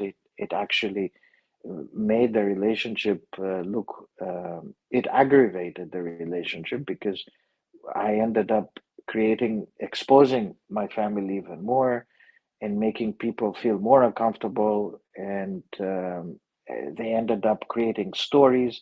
The whole neighborhood knew that there was this, guy who does this and that. And the wife walks around with all these jewelry pieces. Not a lot, but enough to create noise, right?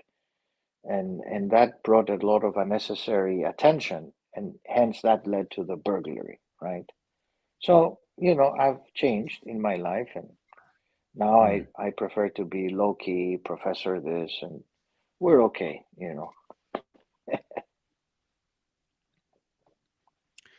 Yeah, I'm sorry to hear about this. I mean, it's something that we are dealing in the community, of course. Having valuable possessions at home, or when you're wearing them around, it's not always it doesn't always attract the right kind of attention. It doesn't always bring the right kind of people into your life. It doesn't always get you into the best situation. A lot of things that we assume about watches that are good can can easily be flipped. I mean, one of the great things about wristwatches is they are great conversation pieces. You can just walk into a space. It doesn't have to be the most ostentatious watch, but if your watch has something special about it, whether it's historical, personal, related to its complications, its design, it can strike an immediate conversation, of course, with a fellow watch enthusiast, but sometimes even with a pedestrian, so to speak, right? With someone who just thinks, oh, that's a cool watch. I don't know anything about watches, but that looks cool to my eyes. Whereas, you don't get to do that with your magnificent painting that you hung up in your living room, right? That's not something that you can carry around. You can turn that into a conversation piece if you're inviting people into your house, but that's a different thing. That's a more rare occasion. Same thing with your beautiful sports car. You don't drive that into the restaurant. You don't arrive, right next to your cigar lounge with your wonderful sports car, but you do walk in there with the watch on your wrist. So all these things that we value and cherish about watches as something that we can share with others can easily become their curse as well. When you get the evil eye rather than the good one, the friendly one. um, it's it's a tricky situation. I wouldn't.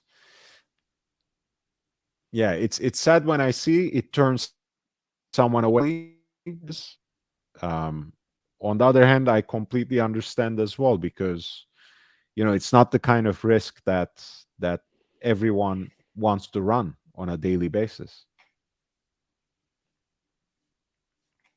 Yeah, and also it depends on your community, your social network, and your family as well, and all of that. And you know, what's the biggest lesson I learned is that do it within the limits of your wider network, and don't overdo it. Don't overdo it. If you want to buy watches, buy them for yourself, not to show them off, Of course. and wear them in good health. I went through a phase, I have to say, and I went through a phase of buying watches, and especially things for my wife to show off my wealth through my wife, right? And I think Mm. that didn't really help me. And when life is a cycle, you go up and then unavoidably you're going to go down. That's the way it is. It's not a one way upward um, um, Mm. way in life. There is always up and down, and the more up you are, the more down you're going to be, because that's how life is. So wear it and be modest about these things. But I can only speak about them. People might not understand, and you need to go through your own journey and learn through your own experiences the lessons.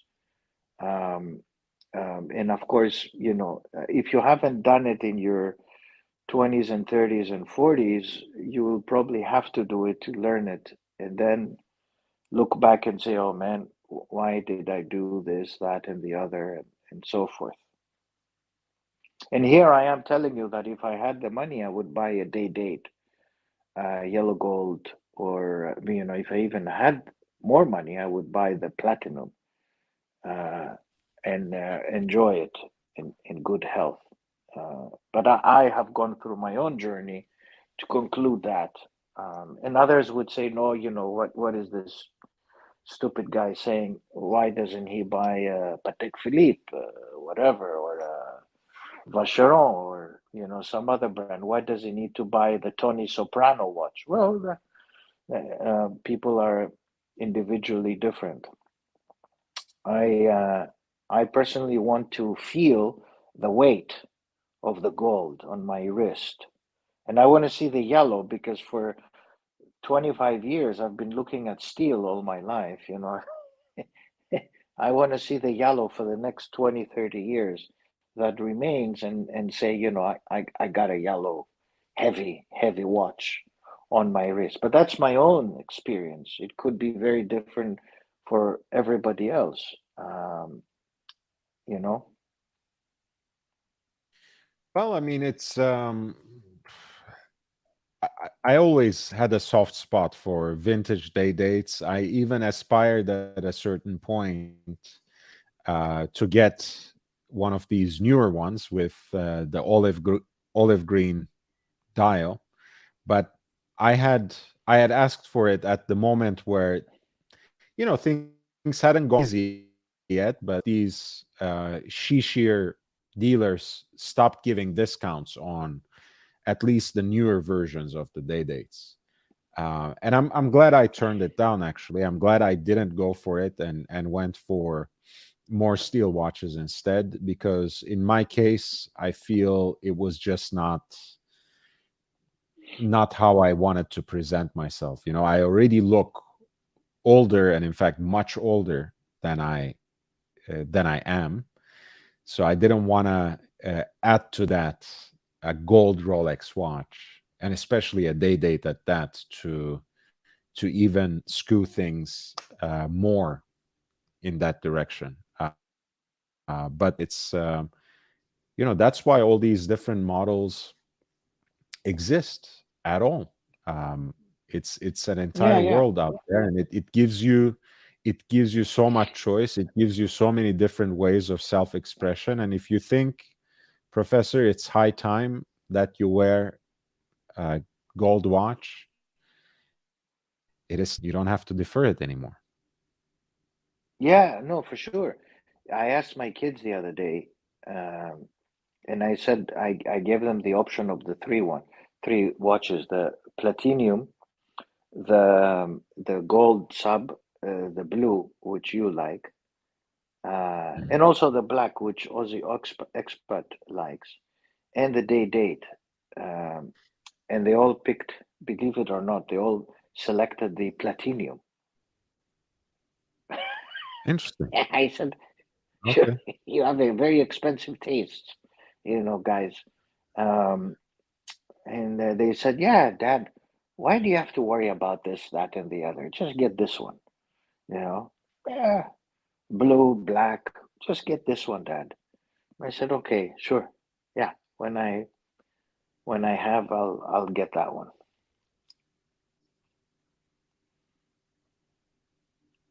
What Nice. what does, by the way, in the comment, what does Bruce G say about me? So Because the prof Bruce is a G, he baller. said, Baller? Yeah. Professor, I appreciate your wisdom. And he says you're a baller for wearing a gold watch. You You mean don't know he what a means baller means? no? What's a baller? So, Huh? baller, of course, comes from the athlete, right? Like a basketball player, football player. But in urban vernacular, it's usually uh, understood to refer to someone who is high rolling, who has a lot of money in the bank, who is a star, and who lives like a rich athlete, baller, Oh, like a okay. basketballer, right? You understand? Oh, and I thought that I have balls. That's what he said, but baller. Okay. No, no. I mean, look, language is, as you know, is very pliant, and it's any word in its economy can mean multiple things, and it's not always based on the speaker's intention. So if you want to hear a testicular dimension in that word, deny that to you, but I think in its origins it means like you are like a rich athlete, you're like a basketball Ah, star, oh, okay. I'm a basketball. Okay. Okay. like you are Michael Well, Jordan. You have six Michael Jordan. rings. Yes.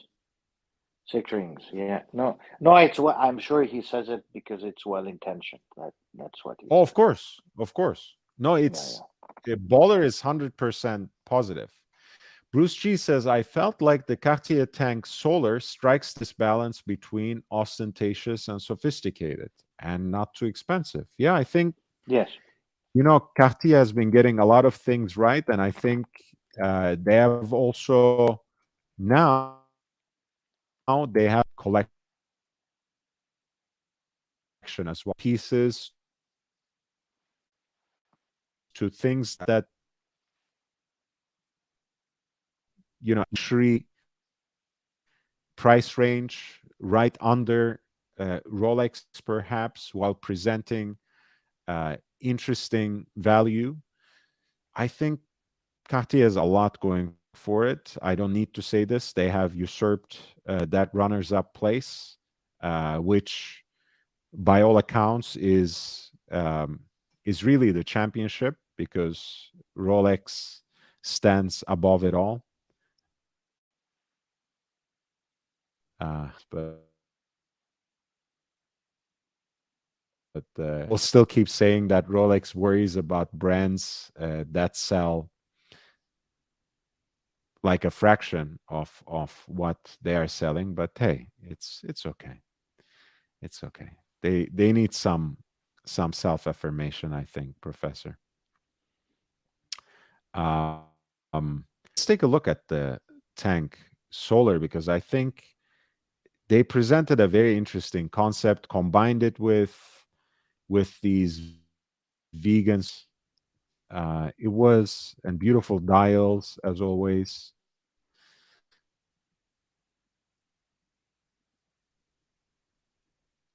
And I also had it in different sizes as well. No,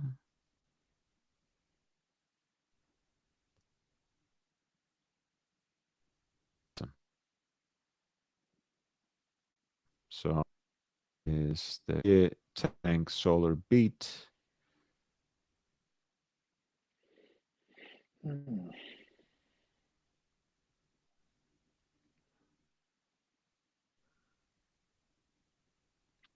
This is a rendering, of course, but what is going on?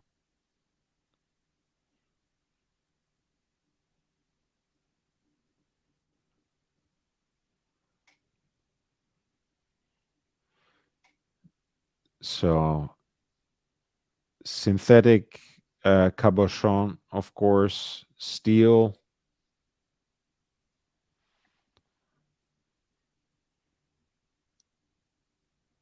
Solar beat movement, that iconic wishbone styled Cartier design for the buckle, which I think is one of the most recognizable yet subtle touches on a watch. Like, imagine we talk a lot about the design language of certain brands. You keep saying, hey, if you were to erase the name of the brand from the dial, you would still recognize it as, say, Lange, as Rolex.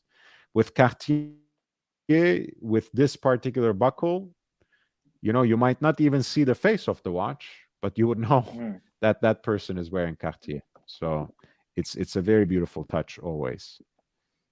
And the Tank is, of course, an iconic piece of design. I know the word is overused, but why not use it once more for the Tank? And it exists in small as 29 and less than 7 millimeters thick, and the large one by 25.5, and it's exactly 6.6 millimeters thick as well. And in each case, I think you're talking about a watch priced between 2K to 2,500 US dollars. I don't know why my webpage is adjusted to pounds, but I will take care of that in a second.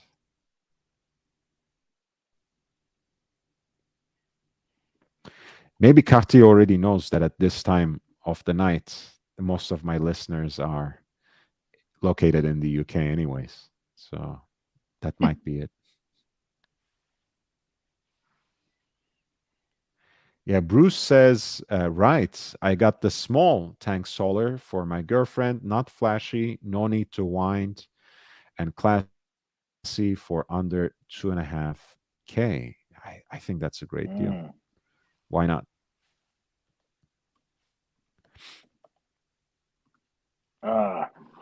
You know what And I'll again, I get mean, from it's Cartier? From yes, Cartier, sir. I'll go with.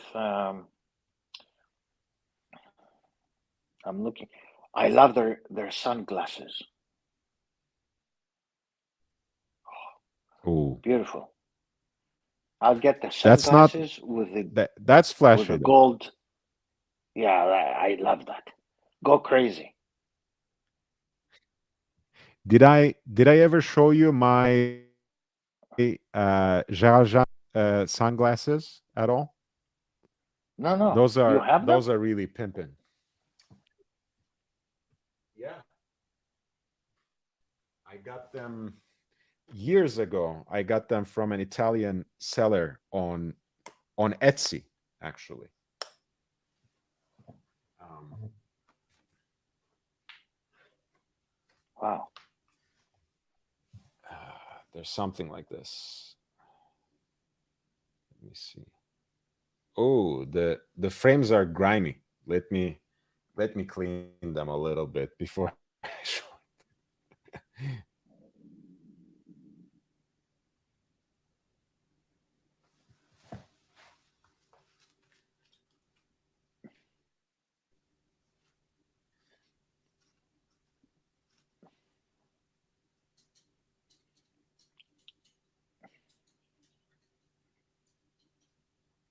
Yeah, nice. Mm.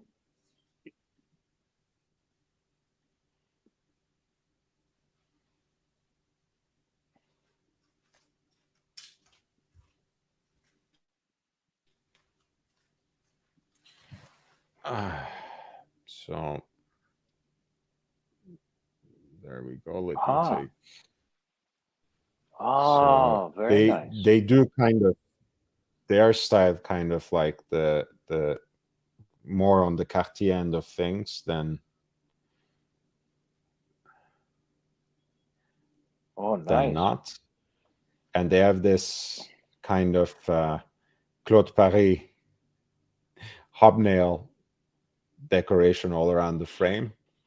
Very ostentatious, not really my style, but I found them for really chump change and in full box, you know, including the outer box as well, but like, you know, the soft leather sleeve and kind of destroyed, but you know how these things age. The original hard case as well, and the cardboard outer box as well. So full set, just for something really small as well, because this was before everything Janta related exploded. So it was a great deal at the time. And I think that soon after I'll get my Royal Oak, but that's still a project in the works. We'll see. Eventually, it will happen. I know for a fact that I'm not getting anything new from them anytime soon, but that's another conversation.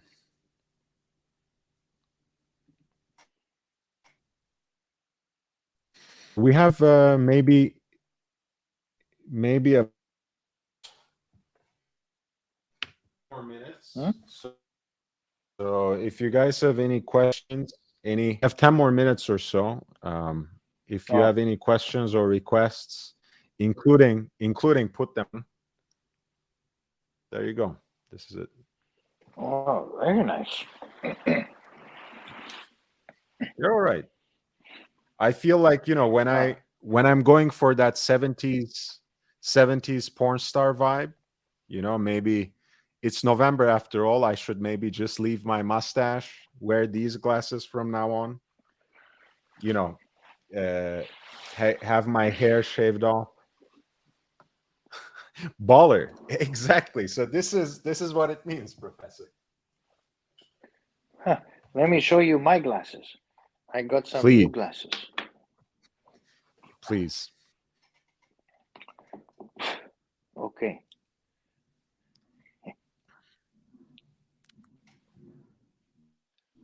Nice.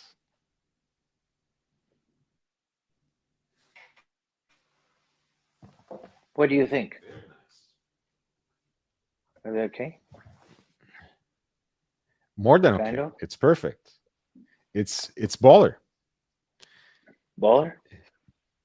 It's baller. How much for your daughter? Bring Oh, your daughter, other daughter, come. How much? Your wife. How much for your wife? Professor, come on. Um, This is from the this is Blues Brothers. this is more for my this is my actual vibe. This is more my style. This is Oliver Peoples. Ah, Their Cary Grant model. I love it. It's much more discreet, beautiful kind of green gray lenses, kind of a tortoise shell look to the frame. Small, not overbearing, not too large. And I have a great seller on eBay who's actually located in Southern California who has great discounts on them. Um, Still original, of course. You remember that earlier crisis in this world of flippers and gray market dealers that one of them was actually selling fake Ray-Bans? You remember that story? oh, really? Who was that? No comment, but just in general, when you see a deal, if it seems too good to be true, if someone is trying to sell you $500 glasses for $50, by all means, that's there's a catch. If you find something that's priced for $400 $500 for $200, maybe, and it comes with everything else it should come with, maybe that's actually an original. But that was an interesting moment in the world of watch YouTubers, that one of the big time gray market people was selling fake Ray-Bans Oh, excellent. Great. on his I was website. I I was flying, and usually when I fly is when I watch most of my movies, Right. because they're long haul flights. So I I get to see 3 4 movies on my way down, and then another 4 or 5 because it takes longer on the way up. So I watched on my way up an excellent movie. I really loved it, and that's where I loved the glasses of this guy. So the movie is called Bullet Train. Oh, you know what watch he's wearing in that in that movie? Brad He's Pitt. wearing a Brad Pitt. I think I saw a Blancpain, Mm. or was it a? Starts with a B. Starts with a B for sure. What was he wearing? He cannot be wearing a Breguet. No, no, but it's still a great heritage brand that is actually coming to its own Beauvais? once again. No,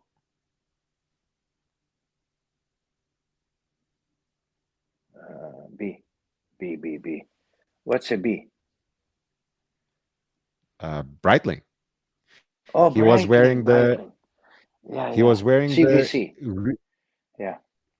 of their pilot's watch, similar to a Breguet Type 20, of course, since that's the icon in that genre. This is the Avi 765.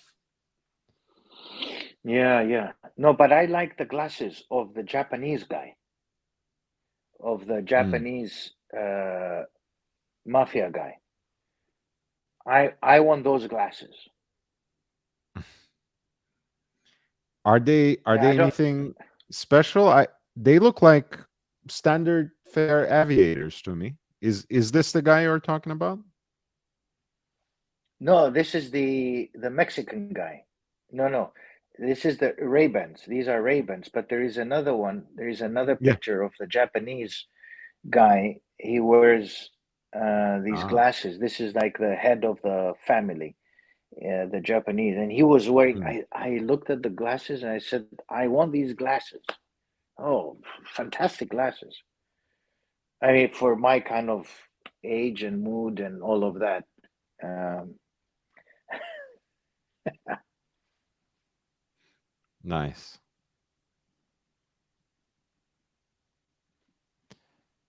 Yeah, so yeah, there's a this is the original reference 765, and yeah. It they was a they guys. made If a you haven't re-edition. watched the movie, it's a very nice. It's a kind of a comedy movie with action. It's a comedy action movie. I really liked it. Really liked it. Not bad. It was filmed all in your fair state, California. It wasn't filmed in Japan, but I really liked the soundtrack, and yeah, it had some nuanced Japanese culture into it. It wasn't bad at all. It wasn't bad at all. But I like the glasses of the Japanese guy, the mafioso guy. Ah, Mm. yeah. I wore these glasses to my family, and they hate these glasses. They say they're too small for my face. Dad, too small for your face. You need to change your glasses. I said, what the hell? Instead of telling me you look nice, they tell me, no, change your glasses. They're prescription glasses. So now what do I Bruce do? G, Yeah. thank you so much for 499. Thank you to both of you. Best way to spend a Sunday morning in East Asia. Thank you. We appreciate you. Oh, It's East Asia. Professor. It's our blessing, and it's our blessing and curse. I think our thick, brushy eyebrows. I think they usually jump out of the frames. I Yeah. think that's what makes certain glasses seem too small. So we can't wear something too sleek and small. But I think once you have it Uh, right here, it's yeah. a good match. Thank you so much, Bruce G. So, so do you think I keep these? Let me No. see. Let's take a closer look again. I think it's fine, but again, it's a look. For me, I don't mind having the, I mean, look, I have a unibrow, right? I have a mirror in my house. I know it exists, so it doesn't bother me if it shows up a little bit above um, above the frame. In this, it doesn't, because it has that kind of tilt a little bit, so Mm. it covers everything quite well. Looks very balanced. So I love this particular frame. But in the Persol folding glasses, for example, I go for one size larger, precisely because um, it looks a little better that way. It kind of ends right here, so the eyebrows don't pick out by themselves. As if it wasn't accentuated enough. So that Mm. might be the reason that they say those are too small. They're not too small for you, actually. I think they are perfectly proportioned. But then you have very healthy um, growth of hair right there on your face. Yeah. Okay, I'll do a tattoo on my eyebrows. That's the new trend, indeed. That is the new trend. Okay, I think this is. Oh yeah, Bruce. If you're talking about my friend Watch Nicholas's Discord, I will put it there. Um, yeah, I'll put the link. It is on eBay. The prices are usually really good. They fluctuate sometimes, but I think you will still find a great deal on Persols, on Oliver Peoples, on a lot of these brands. Again, it's not unreal. If they're listed for $400, $500, this guy sells them for 250 to 300. So it's not unreal, but it's also expected, because once again, sunglasses are even even worse than watches. Like they produce them for 1 unit for 10. In sunglasses it might be even they produce them for $1, sell it to you for 15, 20. So I understand the margin is quite high, but it is what it is. You are paying for the brand for the most part, and design, of course. All right. This brings us to the end of this wonderful conversation on watches and style with your host, Young Brando, and my great friend and mentor and regular Men- guest, El mentor. Profesor. It's wonderful to see him again. Wonderful to catch up on some auction results and the trends in the watch market. Um, Gandog, thank you for joining. We are unfortunately closing, but you can always rewind, and I hope we will still keep you company. I went through the anti-quorum results from yesterday morning in Geneva. We talked a little bit about the larger trends in the market through those results. We focused on particular watches to see how they performed and to learn a little bit more about what we can expect from the near future. And yeah, then we had a wonderful conversation on sunglasses as well, which is a great way to conclude. So thank you for coming in. Thank you for dropping by. Bruce G, OG Baby Girl, and Bezels, thank you so much for supporting me with your super chats. Um, Guys, I will send the links again if you want to call the few ways that have always been available are still there. PayPal and Cash App, all the links are there. But if you actually sign up on Patreon, you can become one of the lucky few who receive daily emails from me with at least 3 specific links to great deals on watches. Uh, Sometimes it's very focused. Tonight I sent them 3 very interesting time only Audemars Piguet watches.